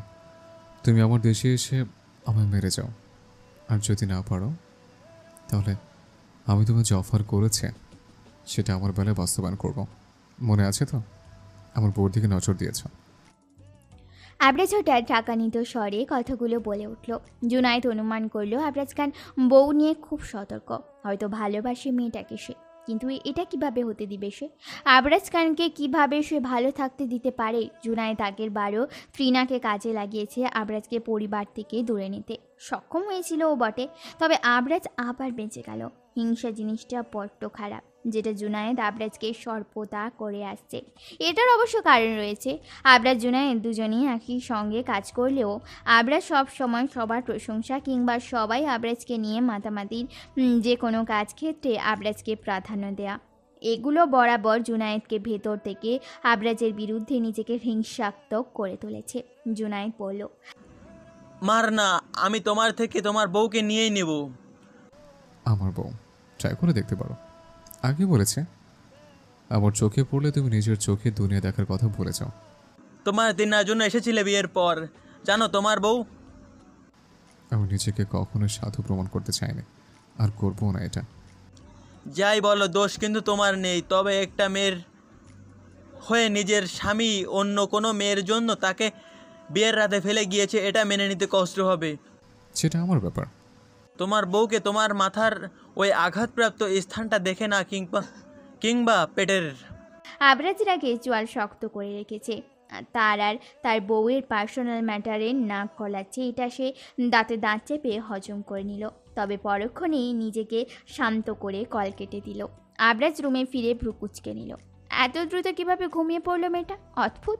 আবরাজ ফোঁস করে দম ছাড়ে, এরপর লাইটটা অফ করে দিল। পায়ে স্যান্ডেল খুলে বিছানার উঠে কমফর্টারের নিচে ঢুকে গেল। আলতো হাতে ফিজাকে নিজের বুকের ওপর টেনে জড়িয়ে ধরল। আগে রাতে ড্রিঙ্কস করার অভ্যাস ছিল, যা ফিজার সাথে সাক্ষাৎ হওয়ার পর তা কমে এসেছে। অতপর এখন তো আজ কয়েক মাস নাগাদ সেটা তো আবরাজ একদম ভুলে গিয়েছে। আগে লাল পানিতে রাত পার করত, কিন্তু এটা থেকেও ইদানিং বউকে জড়িয়ে ধরে ঘুমালে রাতে বেশি শান্তি পাওয়া যায়। আবরাজ ফিজার চুলের মাঝে মুখ গুঁজে লম্বা শ্বাস টানে। ভালো লাগে, নেশা ধরে যায়। অ্যালকোহলের নেশাও এত মারাত্মক হয় না আবরাজ মনে হয়। সকালে ঘুম ভেঙে আগে আবরাজ বিছানার বাঁ পাশে হাতিয়ে দেখল, খালি পেতে চোখগুলো খুলে গেল। ঝট করে শোয়া থেকে উঠে বসলো, চোখ কচলে এদিক ওদিক তাকিয়ে বিরক্ত হলো। রুমের কোথাও নেই ফিজা। কোনো দিকে না তাকিয়ে বিছানা ছাড়লো, ধূপধাপ পা ফেলে ওয়াশরুমে চলে গেল। ফিরে এলো মিনিট 10 পর, তখনও ফিজা রুমে আসেনি। আবরাজ রেজি হলো সব নিয়ে খুঁজে বের করে। প্রতিদিন ফিজা করে এই কাজ। আজ আবরাজের বড্ড আলসেমি লাগলো। তারপরও ডাকলো না বউকে। রেডি হয়ে বেরিয়ে এলো। অফিস যাবে আজ। কত মাস হলো বাবার অফিসে সে নজর দিচ্ছে না। এটা নিয়ে অবশ্য মিলন খান অভিযোগ করে না, তবে তিনি চায় ছেলেরা এবার এটা দায়িত্ব নিক। তিনি অবসর চায়। আবরাজ অবশ্য ঠিক করেছে এবার মন দিয়ে শুধু বাবার বিজনেস দেখবে। সব তো ওইদিকে সামলে এসেছে, আর ফিরবে না সেদিকে, যদি না তার কোনো ক্ষতি করার চেষ্টা করে মিস্টার জি কিংবা তার মেয়ে। আবরাজ নিচে এসে দেখলেও ফিজা রান্নাঘরে। সবার নাস্তা করা শেষ। বেলা 10টা বাজে কি না। আবরাজ টেবিলে বসতেই একজন সার্ভেন্ট এলো। আবরাজ হাত দিয়ে শুধু ইশারা করে। মহিলা দ্রুত চলে যায় সেখান থেকে। লিভিং রুম, ডাইনিংয়ে বাড়ির কেউ নেই। মিষ্টি রুমে। ইরা বেগম, মোহিত বেগম গেস্ট রুমে আছে। তাদের আড্ডার আওয়াজ শোনা যাচ্ছে। আব্রাহাম অফিসে। মেহরিন সকালে ভার্সিটি চলে গেছে, একটা এক্সাম আছে আর। আবরাজ প্লেটে নিজের জন্য নাস্তা নিল। খাবার বলতে শুধু 2টো ডিম আর একটা খেজুর নিল, সাথে একটা কলা। কিচেনে কয়েকবার আর চোখে তাকিয়ে নাস্তা শেষ করলো। ফিজা কিছু করছে সেখানে। আবরাজ হুট করে সেখানে উপস্থিত হলো। কোনো দিকে না তাকিয়ে বউয়ের কপালে চুমু খেয়ে বলে উঠল, মূল্যবান সম্পত্তি রেখে গেলাম, রাত পর্যন্ত সামলে রাখবে। পরপরই আবরাজ বেরিয়ে গেল। ফিজা থম মেরে দাঁড়িয়ে রইল। দুজন সার্ভেন্ট আছে কিচেনে, কিন্তু কেউ তাকায়নি। তবুও ফিজা লজ্জায় রংধনু হলো। ভালো লাগায় হৃদয়ে দোলা দিতে লাগলো। কথার অর্থ কি হতে পারে ফিজা বুঝে, এতটাও অবুঝ নয় সে। ফিজা বিড়বিড় করে আওড়ালো, আপনি আমারটা সামলিয়ে রাখেন, আমি আপনার সম্পত্তি দেখে শুনে রাখবো। রাতে বাড়ি ফিরে আবরাজের ব্রু কুচকে কপালে 4-5 ভাঁজ পড়ল। কি অদ্ভুত, আজও কি বউ তার ঘুমিয়ে গেল? লাইট কেন অফ? আবরাজ এসব ভেবে রুমের ভেতর পা বাড়াতেই পরপর টেবিলের ওপর থাকা ল্যাম্পটা ক্যাশ শব্দ করে যখন জ্বলে উঠল। আবরাজ প্রথমে ভ্রুজোড়া কুচকে রাখলেও সাথে সাথে সেই ভ্রুজোড়া টান টান হলো। ঠোঁটজোড়া অটোমেটিক প্রসারিত হলো। লাইটের উজ্জ্বল আলো অর্ধ শাড়ি পরিহিত রমণীর ওপর পড়েছে। হলদে আলোতে সাদা রঙের সেই শাড়িখানা চকচক করছে। এটার রঙটা বাস্তবে কি হতে পারে আবরাজ ঠাহর করতে পারে না, তবে হলদে আলায় আপাতত সে হলদে রঙের ধরে নিল। ফর্সা চামড়াও চকচক করছে। গায়ের রং, কাপড়ের রং দুইটাই এখন একরকম দেখাচ্ছে। আবরাজ আস্তে করে ঢোক গিলে তার বুকের কাছ থেকে গলা অবধি শুকিয়েছে। হঠাৎ বড্ড পানির তেষ্টা পেল, কিন্তু আবরাজ ঠায় দাঁড়িয়ে থাকে। ফিজা এত সময় উল্টো ঘুরে দাঁড়িয়েছিল, তবে এবার আবরাজের দিকে ঘুরে দাঁড়ালো। আবরাজ সঙ্গে সঙ্গে চোখের পাপড়ির বন্ধন ঘটালো। দৃঢ় গভীর নিঃশ্বাসে টেনে নিজেকে সামলে নিল। গম্ভীর রাজবাড়ি কণ্ঠে আদেশ করল, শাড়ি পরো, fast, 10 minutes time, now start your time. Fiza শুনে তবে শাড়ি কোমরে এক পেঁচ গুঁজে এলোমেলো শাড়ি হাতে এলোমেলো পায়ে এগিয়ে আসে। দরজা বন্ধ করে আবরাজের সামনে দাঁড়ালো। আবরাজ বউয়ের উপস্থিতি টের পেয়ে সূক্ষ্ম ভাঁজ গভীর হয় কপালে।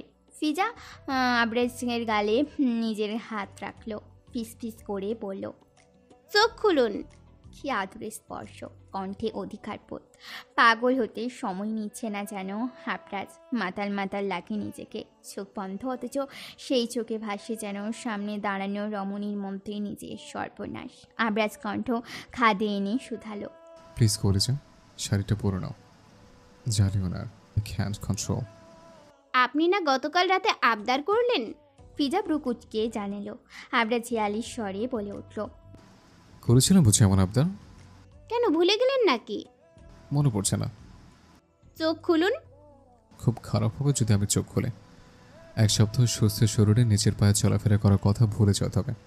নাও, চয়েস ইজ ইয়োর্স। গম্ভীর স্বরে ফিসফিসিয়ে ওঠে আবরাজ। ফিজা ভয় পাওয়ার মেয়ে মোটেও না। আবরাজের কথা অগ্রাহ্য করে মেয়েটা সামান্য উঁচু হয়ে আবরাজের কণ্ঠনালীতে ঠোঁট ছুঁয়ে দিল। আবরাজ দ্রুত চোখ খুলে এক টানে ফিজাকে নিজের সাথে ঘনিষ্ঠ করে নিল। চোখে চোখ রেখে বলে উঠল, রেডি? যাও, তোমার ইচ্ছে মেনে নিলাম। ফিজার মুখে ফু দিয়ে আবরাজ ছেড়ে দিল ওকে। এরপর লম্বা কদম ফেলে সাবধানে গিয়ে সোফায় বসলো। 2 হাত মেলে পায়ের ওপর পা তুলে বসলো। ফিজা সেখানে দাঁড়িয়ে আছে। আবরাজের দৃষ্টি বউয়ের দিকে স্থির রেখে বলে উঠল, প্লিজ স্টার্ট মিসেস আবরাজ খান। সময় কখনো কখনো থমকে থাকে যেন। কিছু বিষয় নিয়ে আমরা এতটাই ঘুরে থাকি যে চারপাশে কি হচ্ছে সেটা খেয়াল থাকে না, কিংবা আমরা সেটা করার প্রয়োজন মনে করি না। ভাবি এখানে সময় স্থির হোক, এভাবে কাটুক অনন্তকাল। কিন্তু এসবের কিছু ভাবছে না আমরা। সে মনে প্রাণে চাইছে এই সময়টা দ্রুত কাটুক, নয়তো কিছু একটা মিরাক্কেল ঘটুক। মেয়েটার চোখে তার জন্য সে ভালোবাসা দেখে। সে সেই ভালোবাসা তুচ্ছ-তাচ্ছিল্য করার অধিকার রাখে না। মেয়েটাকে সে কোনো অপরাধ ছাড়াই 4টা বছর অবহেলার অনাদারে রেখেছে। এতে কি শুধু তার দোষ? ভাগ্য কি একটু সহায় হলে পারতো না? কেন যে হলো না কে জানে। ফিজা হাতে কুঁচি তুলছে, আর সেটা করতে করতে আবরাজকে বলল, অবহেলা করেছেন মেনে নিয়েছি, ঠকালে খুন করে ফেলবো।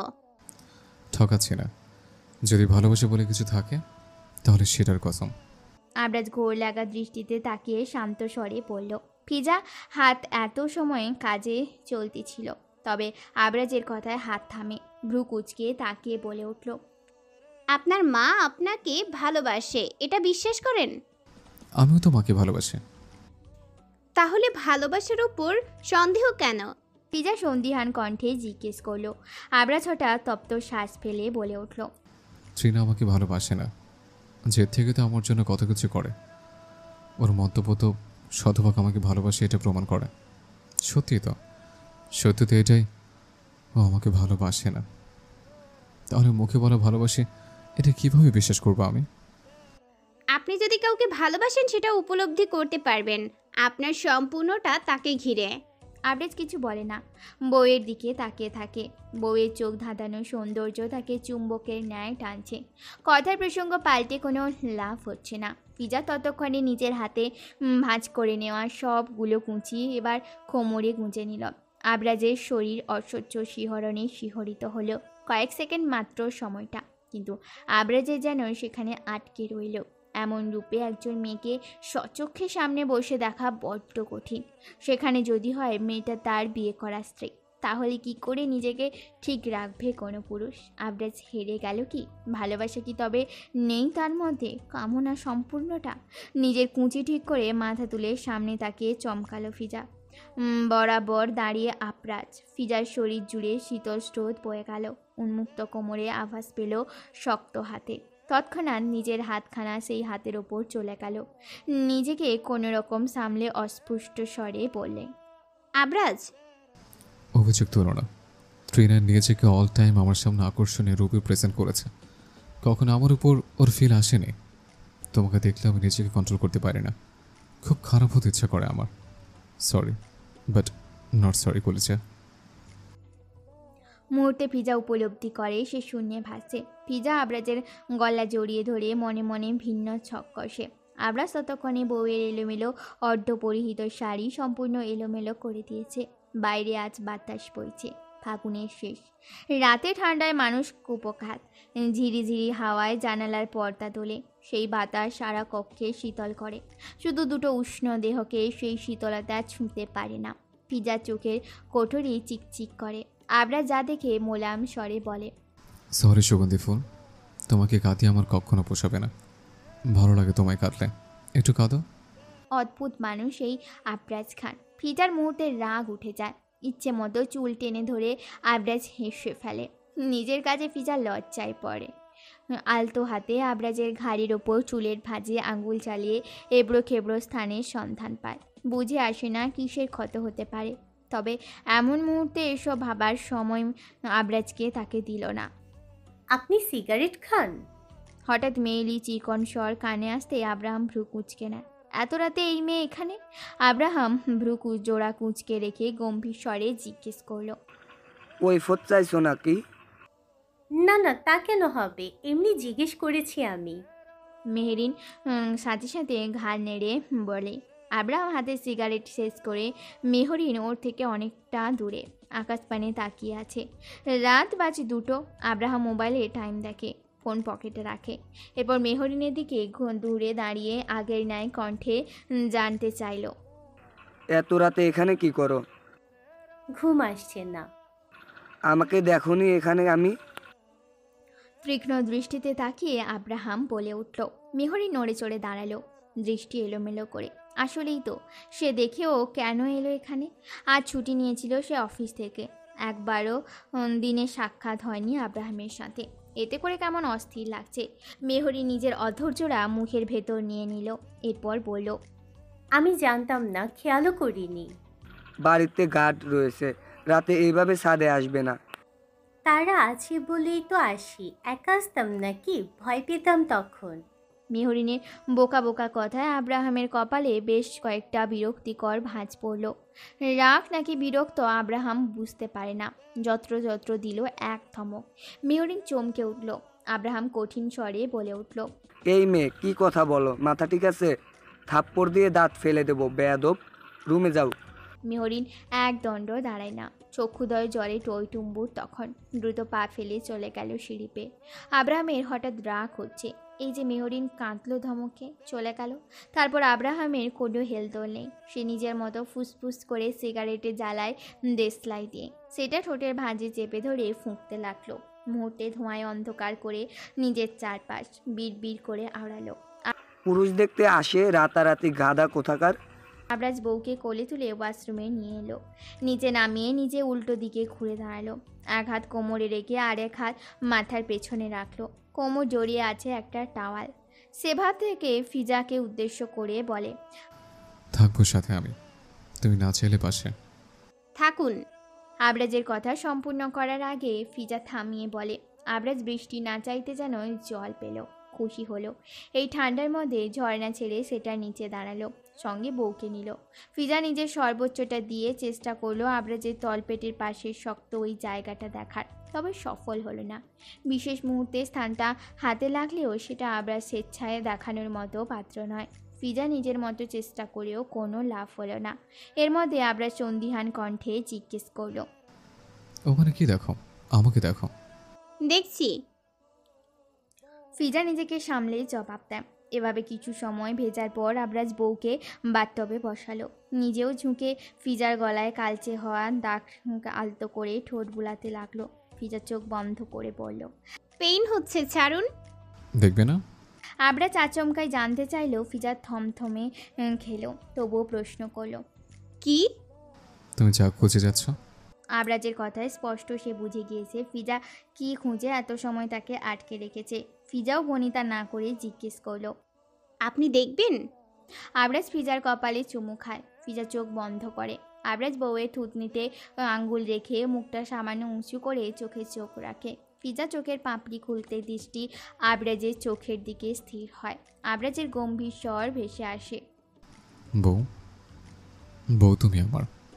আজ হাতে লেগেছে, কাল চোখে পড়বে। পুরো টাইমটাই আমি তোমাকে দিয়ে দিয়েছি, সেখানে শরীরের কোনো চিহ্ন কেন লুকিয়ে রাখবো? ব্যথা এখনো?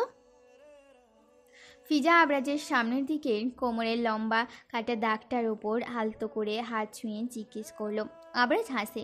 ভালো লাগে যখন মেয়েটা আরেকটু কেয়ার করে আর তার কথা ভাবে। সুখী মনে হয় নিজেকে। আবরাজ মুখে মৃদু হাসি রেখে জবাবে বলল, পাগল মেয়ে, 4 বছর হয়েছে এটার। আপনি কোমায় ছিলেন 6 মাস। আবরাজ ফিজার কথায় অবাক হয়। সে মাথার আঘাতের কারণে কোমায় ছিল বছরখানেক সময়। এটা অবশ্য দেশে কেউ জানতো না। এমনিতেই সে দেশে খুব বেশি একটা যোগাযোগ করতো না। তার মধ্যে তখন সাব্বির ব্যাপারটা সামলেছে। আর ইলা বেগম ছেলের সাথে কথা বলতে খুব বেশি জোরাজুরি করলে ভিডিও কল দিয়ে বলতো আবরাজ ঘুমাচ্ছে। তিনি অবশ্য মেনে নিত। ছেলের ব্যস্ততার কথা জানতেন তিনি। ছেলের হৃদয় বড্ড পাষাণ, এটাও বুঝে গিয়েছিল ছেলে বিদেশে যাওয়ার পরপরই। তাই ব্যাপারটা সামলাতে খুব বেশি হিমশিম খেতে হয়নি সাব্বিরকে। আবরাজ তপ্ত শ্বাস ফেলে বলে উঠল, বাড়িতে সাব্বির কথা বলতো। বাড়িতে সাব্বির কথা বলতো। মাথার আঘাতটা আবার কোনো সমস্যা হবে না তো? সমস্যা যেন না হয় সেজন্য 1 বছর এর চিকিৎসা করিয়েছে, নয়তো এতদিনে দূরে থাকতাম নাকি। বিয়ে বাবার কথা রাখতে বলেছিলাম, যদিও তখন অভিমানে ভেবেছিলাম কিছু বছর দেশে ব্যাক করবো না। আর ভাগ্যের কি পরিহাস, দেখো 4 বছর সত্যি সত্যি আসতে দিল না। সেদিন আপনার উপর অ্যাটাক কে করেছিল? ফিজা সন্দিহান কণ্ঠে জানতে চায়। আবরাজ বউয়ের কথার বিপরীতে বলল, সেসব ছাড়ো, যে করেছে সে আমার তোমার পরিচিত, শুধু এটুকু জানো। আমরা আর ওখানে না যাই, সংসার করি এখানে। আমাদের একটা পরিবার হবে, আপনার আমার একটা সংসার হবে। হবে। মোলায়েম স্বরে বলে আবরাজ। ফিজা ভেজা শরীরে জড়িয়ে ধরে আবরাজকে। এদিকে আবরাজ বউয়ের এমন ভাবলেশীন কর্মে থম মেরে বসে রইল। পাগল করে দিচ্ছে সুগন্ধি ফুল। ফিজা আবরাজের বুকে মুখে নাক গুঁজে রেখে বলল, খুব বাজে আপনি। শরীর ব্যথা? মাথায় আলতো করে ঠোঁট ছুঁয়ে জিজ্ঞেস করলো আবরাজ। ফিজা কথা বলে। আবরাজ তপ্ত শ্বাস ফেলে ফিজাকে বলল, ড্রেস চেঞ্জ করতে হবে, ঘুম প্রয়োজন তোমার। ফিজা দূরে গিয়ে দাঁড়ালো। আবরাজ উঠে বাহিরে চলে গেল।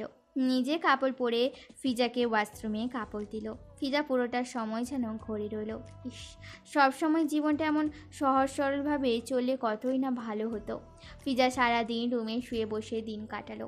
আবরাজ অফিসে গিয়েছে, ফিরতে রাত হবে বলেছে। সবাই রুমে এসে ফিজার সাথে আড্ডা দিয়েছে। মিষ্টি, ইলা বেগম, মোহিত বেগম, মেহরিন, তারা এখনও রয়েছে। আবরাজ নিজ থেকে তাদের থাকতে বলেছে। বাড়িতে সে একটা গেট টুগেদার করবে, এতে কারো সমস্যা থাকার কথা নয়। যেহেতু হঠাৎ আবরাজ বিয়ে করেছে, সেক্ষেত্রে সবাই তো জানে না বিয়ে হয়েছে। আবরাজের সিদ্ধান্ত সবাই সহমত। বিকেলের দিকে বড় একটা পার্সেল নিয়ে একজন গার্ড হাজির হলো রুমে। বসে তখন ফিজা। গার্ড পার্সেল রুমে দিয়ে চলে গেল। অনেক বড় একটা বক্স। তখন ফিজার মোবাইলে আবরাজের কল এলো। ফিজা ফোন কানে রিসিভ করে তুলল। উপাস থেকে রাজবাড়ি কণ্ঠস্বর ভেসে আসে, সুগন্ধি ফুল। পার্সেল। রাতে বেরোবো। আবরাজ পরপরই জিজ্ঞেস করলো, শরীর এখনো খারাপ লাগছে? ফিজা লজ্জা আড়ষ্ট হয়ে গেল। মিনমিন করে বলল, ঠিক আছে। রেডি থেকো, রাতে ফিরছে। আবরাজ কল কাটতে ফিজা তপ্ত শ্বাস ফেলল। কি সাংঘাতিক পুরুষ, এসব কেউ ফোনে জিজ্ঞেস করে? ফিজা ফোন রেখে পার্সেল খুলে থম মেরে বসে রইল। এক এক করে সবগুলো শাড়ি নামিয়ে বিছানায় রেখে ফ্যাল ফ্যাল করে সেগুলোর দিকে তাকিয়ে রইল। ফিজা এক এক করে সব কটা শাড়ি গুনে দেখলো। মোট 48টা শাড়ি এখানে। বিছানা অনেকটা জায়গা জুড়ে সবগুলো শাড়ি। ফিজা বিস্ময়। কিছু সময় চুপ করে থেকে আবার ফোন হাতে নিল। কল লাগালো আবরাজকে। আবরাজ কল রিসিভ করলো না। ফিজা বিরক্ত হলো। ফোন বিছানায় ছুঁড়ে ফেলে হাঁটু মুড়ে বসে রইল ফ্লোরে। জার্মানি থাকতে 12টা দিয়েছিল, আর এখন 48টা, ডাবলের ডাবল। রাত 8:30টায় আবরাজ বাসায় ফিরল। সবাই তখন লিভিং রুমে বসা। কালকের অনুষ্ঠানের আয়োজন নিয়ে সবার আলোচনা। বাড়িঘর সন্ধ্যা থেকে সাজানো গোছানো শুরু হয়ে গিয়েছে। আবরাজ দৃষ্টি বুলিয়ে চারদিকে দেখে। সবাই আছে, বউ নেই তার। হাত ঝুলানো কোট একজন সার্ভে নিতে এলে আবরাজ দিল না। মনে আছে তার এটার কথা, বউয়ের পছন্দ নয়। সেটা কোলে নিয়ে বসলো সোফায়। কথা হলো সবার সাথেই টুকটাক। আব্রাহাম আছে এখানে। আবরাজ কি মনে করে জিজ্ঞেস করলো, বিয়ে করবি না? এক ঘর মানুষ, যদিও খুব বেশি নয়। মেহরিন, মিষ্টি, মোহিতা বেগম, ইলা বেগম, মিলন খান, সাপির, আর 2-3 জন ডেকোরেশনের লোক। আবরাজের মুখে হঠাৎ এমন প্রশ্নে সবাই কিছুটা কৌতূহল নিয়ে আব্রাহামের দিকে তাকালো। ইলা বেগম অবশ্য বড় ছেলের কথায় সন্তুষ্ট হলেন। ছেলে বড় হয়েছে, বিয়ে দেওয়া নিয়ে তিনি তো কিছু বললেও কেউ কানে তুলবে না। এখন নিশ্চয়ই বড় ভাইকে এড়িয়ে যেতে পারবে না। আব্রাহাম গলা পরিষ্কার করলো। আর চোখে একবার রান্নাঘরের দিকে তাকিয়ে কফির মগ হাতে তুলে নিল। বলল, করব, মন মতো মেয়ে পাই। কেমন মেয়ে? আমাকে বড় আব্বু, আমি খুঁজবো। ইলা বেগম বেশ উচ্ছ্বাসিত হয়ে বলে উঠল। আব্রাহাম মায়ের দিকে তাকিয়ে মৃদু হেসে জবাব দিল, এই কথার ওপর তো আর কোনো কথা খাটে না, তাই এ ব্যাপারে আর কোনো কেউ কিচ্ছু বলল না। আবরাজ আব্রাহামকে লক্ষ্য করলো। রান্নাঘরে তাকিয়েছে, এটা সে খুব ভালো করে লক্ষ্য করেছে। কিন্তু কেন তাকালো? এই প্রশ্নের উত্তরের জন্য আবরাজকে বেশিক্ষণ অপেক্ষা করতে হলো না। পিজা হাতে নাস্তার একটা প্লেট নিয়ে তখন বেরিয়ে এলো। আবরাজ এমনিতেই ফুরফুরে মেজাজে ছিল, তবে বউকে কাজ করতে দেখে মেজাজ খারাপ হলো। চোয়াল শক্ত হয়ে এলো। হন নিয়ে সিঁড়ির দিকে চলে গেল। ইলা বেগম পেছন থেকে ডাকলেও আবরাজ না তাকিয়ে বলে দিল তার টায়ার্ড লাগছে। ইলা বেগম এটা শুনে আর কিছু বলল না। পিজা বুঝে পেল না এত সময় বসে থেকে এখন কেন চলে গেল। পিজা নাস্তা রেখে ইলা বেগমের পাশে গিয়ে দাঁড়ালো। ভদ্রমহিলা কি বুঝলেন কে জানে, পিজাকে গম্ভীর স্বরে বললেন, রুমে যাও, দেখো গিয়ে ওর কিছু লাগবে নাকি। ফিজা সবার দিকে একবার করে তাকালো, কারোর ওপর দিকে নজর নেই। ফোঁস করে নিঃশ্বাস ছাড়ে ফিজা। এরপর শাশুড়ি পেছন থেকে গুটি গুটি পায়ে চলে গেল। আব্রাহাম সেদিকে বার করে কার চোখে তাকিয়ে দেখল, তবে নিজের এই কাজে সে নিজেই বারবার বিরক্ত হচ্ছে, সাথে নিজের ওপর রাগও হচ্ছে। ফিজা রুমে এসে আবরাজের দেখা পেল না। রুমে নেই আবরাজ। ওয়াশরুম থেকে পানির শব্দ হচ্ছে। ফিজা কাঁচের দেওয়ালের ওপাশে বলিষ্ঠ একটা ছাদ দেখল, ঝর্ণার নিচে দাঁড়িয়ে। ফিজা জানে আবরাজ রেগে আছে। কারণ কি? ওই যে রান্নাঘরে গেল। আবরাজ মোটেও চায় না তার বউ রান্নাঘরে যায়। সে জার্মানে থাকা অবস্থায় এই বিষয়ে কথা বলেছে অনেকবার ফিজার সাথে। কড়াকড়ি নিষেধাজ্ঞা জারি করে রেখেছে রান্নাঘরে যেন না যায়। সেটা ফিজা বারবার লঙ্ঘন করেছে। ফিজা টাওয়াল একটা হাতে নিয়ে বাইরে থেকে হাত নাড়িয়ে আবরাজের মনোযোগ পাওয়ার চেষ্টা করলো, তবে কোনো লাভ নেই। আবরাজ দেওয়ালের হাত থেকে চোখ বন্ধ করে আছে। রাতের বেলা এত সময় পানিতে ভিজলে ঠান্ডা লাগবে। ফিজা শেষমেশ বাধ্য হয়ে দরজা দিয়ে নক করলো। দরজা খোলা। ফিজা দ্বিধায় পড়ল যাবে কিনা। এর মধ্যে ভেতর থেকে গম্ভীর স্বর ভেসে আসে, কাম। আপনি নিয়ে নিন না এটা। ফিজা মোলায়েম স্বরে পড়ল, কিন্তু পরক্ষণেই চমকে উঠল। কানে শুনতে পাচ্ছ না? আসতে বলেছি আমি। ভারী কিশোর। ধমকে ফিজা দরজা অল্প একটু ফাঁক করে ভেতর এলো। আবরার সাথে সাথে বউকে ঝট করে নিজের সাথে চেপে ধরল। ফিজা হতভম্ব। নিজেকে ছাড়ানোর চেষ্টা করতে করতে বলল, আবরাজ, আর ইউ ম্যাড? কথা শোনো না কেন তুমি? নাকি নিজেকে খুব বড় মনে করো? তুমি শুনতে পাও না আমার কথা? আমি মোটেও নিজেকে বড় মনে করি না। কেন রেগে আছেন? চুপ, বেয়াদব মেয়ে। রাগের কারণ জানার পরও কারণ জানতে চাইলে আরো বেশি রাগ হয়। আবরাজ ফিজার পেটে আঙুল চেপে ধরে। ফিজা ব্যথা পায়, তবু একটু টু শব্দও করে না। বরং আবরাজ রাগ দেখে এই মুহূর্তে ওর হাসি পাচ্ছে। ঠোঁট টিপে হাসি আটকে রাখলো। পানির ধারায় ঝর্ণা থেকে পড়ে দুজনকে ভিজিয়ে জুবুথুবু করে দিয়েছে।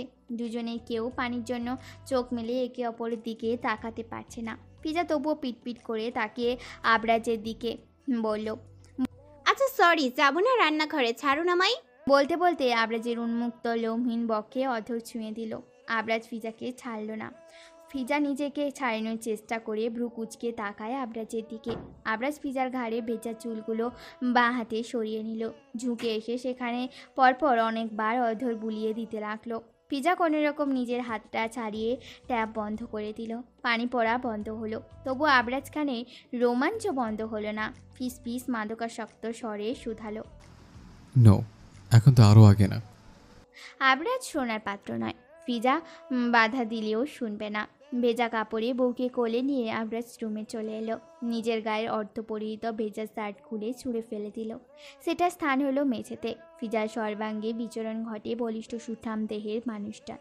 অনুভূতির অন্তরালে সারবস্তু আবিষ্কার করলেও পুরুষটা তাকে ছুঁয়ে দিলে সে নিজেকে সামলে উঠতে পারে না। এত বছর এতদিন যা হয়নি কিংবা বারবার ছোঁয়ার চেষ্টায় বাদ সাধত সে। আজ এখন এসে তার বাধা দিতে পারে না, বরং স্বামী নামক এই পুরুষের ছোঁয়ায় সে ভালোবাসা খুঁজে পায়। সুখের খোঁজ পেয়ে সে দুঃখ ভুলতে বসে। হয়তো দুঃখ দেওয়ার মানুষটা তাকে সুখী করে ভালোবাসে বলে। এবার কি সময় এলো তবে আবরাজ খানকে অবহেলার আনলে পুড়িয়ে তার করা ভুলের সাথেই তাকে সাক্ষাৎ করানো? ফিজার বুক ভারী হয়। চোখের কোল ঘেঁষে গড়িয়ে পড়ে নোনা জল। কানের পিঠে তা বিলীন হয়ে যায়। শক্ত হাতে জড়িয়ে ধরে সামনের মানুষটাকে। কাঁদতে কাঁদতে আওড়ালো, you are very bad boy Abraz Khan. Abraz থতমত খেলো। নিজের কাজের ব্যাঘাত তার মোটেও খারাপ লাগেনি, বরং বউয়ের কান্নায় তার অন্তর ছাড়খাড় হয়। বউয়ের ছোটোখাটো দেহকানা নিজের শক্তপোক্ত দেহে চেপে ধরে শক্ত করে কাতর কণ্ঠে বলে, সরি সুগন্ধি ফুল, আমি তোমার সাথে কষ্ট দিয়ে গেলাম, তবে এটা আমি একটু অনুতপ্ত নই। তোমাকে কাঁদাতে আমার ভালো লাগে। Sorry, but it's true. তুমি তাদের কাছে শাড়ি পরতে চাচ্ছ? আমরা সোফায় বসে থেকে চোখ পিটপিট করে জিজ্ঞেস করলো। ফিজা শাড়ি ব্যাগটা মাত্র আলমারি থেকে নামিয়েছে। সেটা নেড়ে চেড়ে দেখতে দেখতে বলে, হ্যাঁ যাই, শুধু শাড়ি পরে চুলটা বেঁধে চলে আসবো, আর কিছু না। আবরাজ বসা ছেড়ে উঠে এলো। গায়ের গেঞ্জিটা টেনে টুনে ঠিক করে। হাতের পেশিগুলো ফুলে ফেপে ওঠে। ফিজা ফ্যাল ফ্যাল করে তাকিয়ে থাকে। আবরাজ বউয়ের সামনে এসে দাঁড়ালো। গম্ভীর স্বরে বলে উঠল, শাড়ি পরবে? পরো, কিন্তু কারোর হাতে নয়। নিচে পারলে পড়ো, নয়তো লেহেঙ্গা পরে নাও। এটা কেমন কথা আবরাজ? তাহলে মেকআপ আর্টিস্ট কেন ডেকেছেন বাড়িতে? রুমে আনতে দিচ্ছেন না? তাদের কাছে গিয়ে শাড়ি পরতে দিবেন না? তো তাদের শুধু শুধু আনার কি প্রয়োজন ছিল? ফিজা বিরক্তিকর বিরস মুখে বলে উঠল। আবরাজ ফিজার আপাদমস্তক দৃষ্টি বুলিয়ে থমথমে কণ্ঠে পড়ল। এই মানুষটা আমার। তার মাথা থেকে শুরু করে পায়ের তলা সবটাই আমার। এই মানুষটার সর্বাঙ্গে আমার ছোঁয়া থাকবে। এখানে অন্য কারো ছোঁয়া ইম্পসিবল। আবরাজ ফিজার ঘাড়ে হাত রেখে নিজের দিকে টেনে নিল। ফিজা অপ্রস্তুত হলো, মুচড়ামুচড়ি করে নিজেকে ছাড়াতে চায়। আবরাজ তা হতে দিবে নাকি? ফিজা বরাবরের মতো ব্যর্থ হলো। আবরাজ ফিজার কানে ঠোঁট ছুঁয়ে দেয়। ফিজা চোখ বন্ধ করে। ইদানিং সে অতিমাত্রায় আবরাজ খানের প্রতি দুর্বল হচ্ছে। এমনটা হলে এই পুরুষটাকে ছেড়ে সে থাকবে কি করে? ফিজা ভাবনায় বিভোর হয়ে পড়ে। আবরাজ ফিসফিসিয়ে আবার বলে, এখানে আমার তো চিহ্ন, এগুলো দেখবে কেউ? আবরাজ খান এটা কখনো মেনে নেবে না। কাঁধের কাপড় টেনে উন্মুক্ত করে আবরাজ। অল্প স্বল্প ভেজা চুল সরিয়ে দেয়। ফিজা চোখ বন্ধ করে নেয়। পরপর কয়েকদিন আবরাজ খানের করা পাকলামির সাক্ষী স্বয়ং তার এই ক্ষতবিক্ষত শরীর। ফিজা বুঝতে পারে আবরাজ যেতে দিবে না তাকে। গোপনে দীর্ঘ এক নিঃশ্বাস ছাড়ল। চোখ বন্ধ রেখে বলে উঠল, আবরাজ ছাড়ুন, ব্যথা পাই, যাব না আমি শাড়ি পরতে। আবরাজ মুখ তখন ফ্রিজার ঘাড়ে ডুবিয়ে রেখেছে। কাঁধে গতকাল রাতের ক্ষতস্থানে আবারও আবরাজ দাঁত চেপে ধরেছে। ফিজার কলিজায় যেন লাগছে সেই ব্যথা। তবুও দাঁতে দাঁত চেপে রইল মেয়েটা। আবরাজ অনেকক্ষণ পর দাঁত ছেড়ে ঠোঁট বুলিয়ে দিতে লাগলো। ফিজার চোখের কোলে জল জমেছে, চোখ চিকচিক করছে। আবরাজ ঘাট থেকে মুখ তুলে বউয়ের চোখের পাতায় ঠোঁট ছুঁয়ে দেয়। পরপরই আবরাজ ফিজার ঠোঁটের কোণে আঙুল দিয়ে স্পর্শ করলো। ঘোর লাগা দৃষ্টিতে মেয়েটার মুখের দিকে তাকিয়ে থেকে পড়ল, একটু কাঁদো, ভালো লাগে তুমি কাঁদলে। আপনি খুব খারাপ, অসভ্য, বাজে, জঘন্য আবরাজ। ফিজা নাক টেনে বলে। আবরাজের চোখ যেন হাসছে, ঠোঁট নেড়ে আওড়ালো, সব তোমায় ঘিরে। ত্রিনা আসবে। হঠাৎ আবরাজ ফিজার এমন কথায় হাত চড়িয়ে নিল। এমন কথা এই মুহূর্তে সে মোটেও আশা করেনি। বিরক্তে কপালে ভাঁজ আর রাগে চোয়াল শক্ত হয়ে আসে। বারবার ওই মেয়েটাকে তাদের মাঝে টেনে আনা কি খুব প্রয়োজন? ফিজার বোকামি আবরাজ আগে মেনে নিলেও এখন মানতে নারাজ। আগে তার সম্পর্ক জানতো না, সেই জন্য ভুল যখন যা ইচ্ছা হতো ত্রিনাকে নিয়ে বলতো। এখন তো সব জানে, তারপরও কেন তাদের ভালো মোমেন্টগুলোর মধ্যে সবসময় ওই মেয়েটাকে টানে? ও বুঝতে পারে না আবরাজ বিরক্ত হয় এতে। আবরাজ নিজের রাগ সর্বোচ্চ কন্ট্রোলের চেষ্টা চালায়। রয়ে সয়ে বিরক্তিকর স্বরে জানায়, জানি আমি। বলেই ওয়াশরুমে চলে গেল। ফিজা শাড়ি ভাঁজ খুলে খুশি মনে। ভালোই লাগে বিরক্ত করতে আবরাজকে তার। কি সুন্দর রেগে মেগে তাকে কিছু বলতে না পেরে চলে গেল। শাড়ির সাথে সব প্রয়োজনীয় জিনিস পরে সে শাড়ি পরতে লাগলো। শাড়ি পরতে ভালোই লাগে ফিজার। অনেকবার পরা হয়েছে শাড়ি জার্মানি থাকতে, আবার দেশে এসেও পরেছে। বিয়ের প্রথমও পরতো। আয়তে বেশ ভালোই এসেছে। শাড়ির কুচিটা অবশ্য একা ঠিক করা খুব একটা সম্ভব নয়। ফিজা আঁচলটা কাঁধে তুলে কুচি ভাঁজ করলো। সেগুলো কোমরে গুঁজে মাথা তুলে সামনে তাকাতেই নজরে এলো উন্মুক্ত শরীরে কোমরে টাওয়াল পেঁচিয়ে দাঁড়িয়ে আছে আবরাজ। এত দ্রুত কিভাবে শাওয়ার শেষ হলো? ফিজা ঘড়ি দেখলো। ঘড়িতে টাইম দেখে চোখ ছানা বড়া হয়ে এলো। 27 মিনিট হয়েছে সে শাড়ি পরা শুরু করেছে। আবরাজ বউয়ের শাড়ির কুঁচি ঠিক করে দেওয়ার জন্য নিচে হাঁটু গেড়ে বসে গেল। ফিজা ড্রেসিং টেবিলের উপর রাখা চুড়ির বক্স থেকে চুড়ি তুলে এর মধ্যে হাতে পরে নিল। আবরাজের গম্ভীর স্বর আবার ভেসে আসে, শাড়ি পরে কমফোর্ট পাবা? আপনি বড্ড ন্যাকা হয়েছেন আবরাজ, আমি আগেও অনেকবার শাড়ি পরেছি। আবরাজ হাঁটু গেড়ে বসে থাকা অবস্থায় বউয়ের উন্মুক্ত কোমরে লাল হওয়া স্থানে ঠোঁট ছুঁয়ে দেয়। আচমকা স্পর্শ। ফিজা একটু কেঁপে উঠলেও নিজেকে সামলে নিল। হাতের কাজ শেষ হতে উঠে দাঁড়ালো আবরাজ। সম্পূর্ণ দৃষ্টিতে বউয়ের দিকে তাকালো।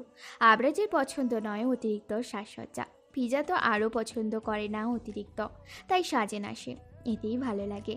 ওকে, পরো। শরীর খারাপ লাগলে আমার সাথে সাথে জানাবা। আবরাজ ফিজার কানে নিজেটা পরিয়ে দিতে বলল। ফিজা মাথা দুলিয়ে বলে, আচ্ছা, আপনি বউ পাগল হয়ে যাচ্ছেন। পরপর আবার বলল। আবরাজ বউয়ের কপালে অষ্টদই ছুঁয়ে দেয়। ঠান্ডা ঠিক শীতল স্পর্শ। ফিজা চোখ বন্ধ করে অনুভব করে সেই ভালোবাসার ছোঁয়া। আবরাজ মৃদু স্বরে বলল, তোমার জন্য শুধু। ত্রিনাকে চিকিৎসার জন্য বলিয়েন একবার, মেয়েটা সত্যি অসুস্থ। একবার দুবার কতবার সহ্য করবে সে। কপালের রগগুলো বলে দিচ্ছে ভালোই ঠেকেছে এবার আবরাজ। ফিজা নিজেও এত সময় চুল ঠিক করছিল, তবে আবরাজের সারা শব্দ না পেয়ে আবরাজের দিকে তাকিয়ে থতমত খেল। আবরাজ খাপলে ধরে ফিজার বাহু, কিছুটা উচ্চ স্বরে বলে উঠল, আমাদের মাঝে থার্ড পার্সন টানবে না, বিরক্ত হই আমি। আবরাজ ও অসুস্থ, ওর বাবা ফিজা বলতে পারে না সম্পূর্ণ কথা, তার আগে কানে আসে বিকট শব্দ। নিচে কাঁচের টুকরো এদিক সেদিক ছড়িয়ে ছিটিয়ে আছে। ফিজা দৃষ্টি ঘুরিয়ে ড্রেসিং টেবিলের উপর তাকালো, নেই দামি সেই পারফিউমের বোতলটা। আবরাজের পছন্দ সেটা। ফিজা টলমল অবাক চোখে আবরাজের দিকে তাকাতেই আবরাজ আরেক কাণ্ড করে বসল। ফিজার মাথার পেছনে হাত রেখে নিজের দিকে টেনে নিল। পুরুষালী ওষ্ঠপুটের নিচে চাপা পড়ে ফিজার অধর। টু শব্দ করে না সে। আবরাজ নিজ থেকে ছেড়ে দেয় বউয়ের অধর। হাতের অবাধ বিচরণ থামিয়ে গালে হাত রাখে। জিহ্বা দ্বারা ওষ্ঠ ভিজিয়ে মোলায়েম স্বরে বলে, রাগিয়ে দিবে না, সহ্য হয় না আমার, তুমি বোঝো, তারপরও আমাকে রাগিয়ে দাও। কলেজে আমার এমন করো না, আমি সময় মতো সব করবো। এরপর কি আর রেগে থাকা যায়? অভিমান আসে ওই পুরুষের উপর। ফিজা তপ্ত শ্বাস ফেলে চুপচাপ বসে গেল ড্রেসিং টেবিলের সামনে রাখা চেয়ারটায়। আবরাজ বউকে সাজাতে হাতে নিল সর্বপ্রথম কাজল।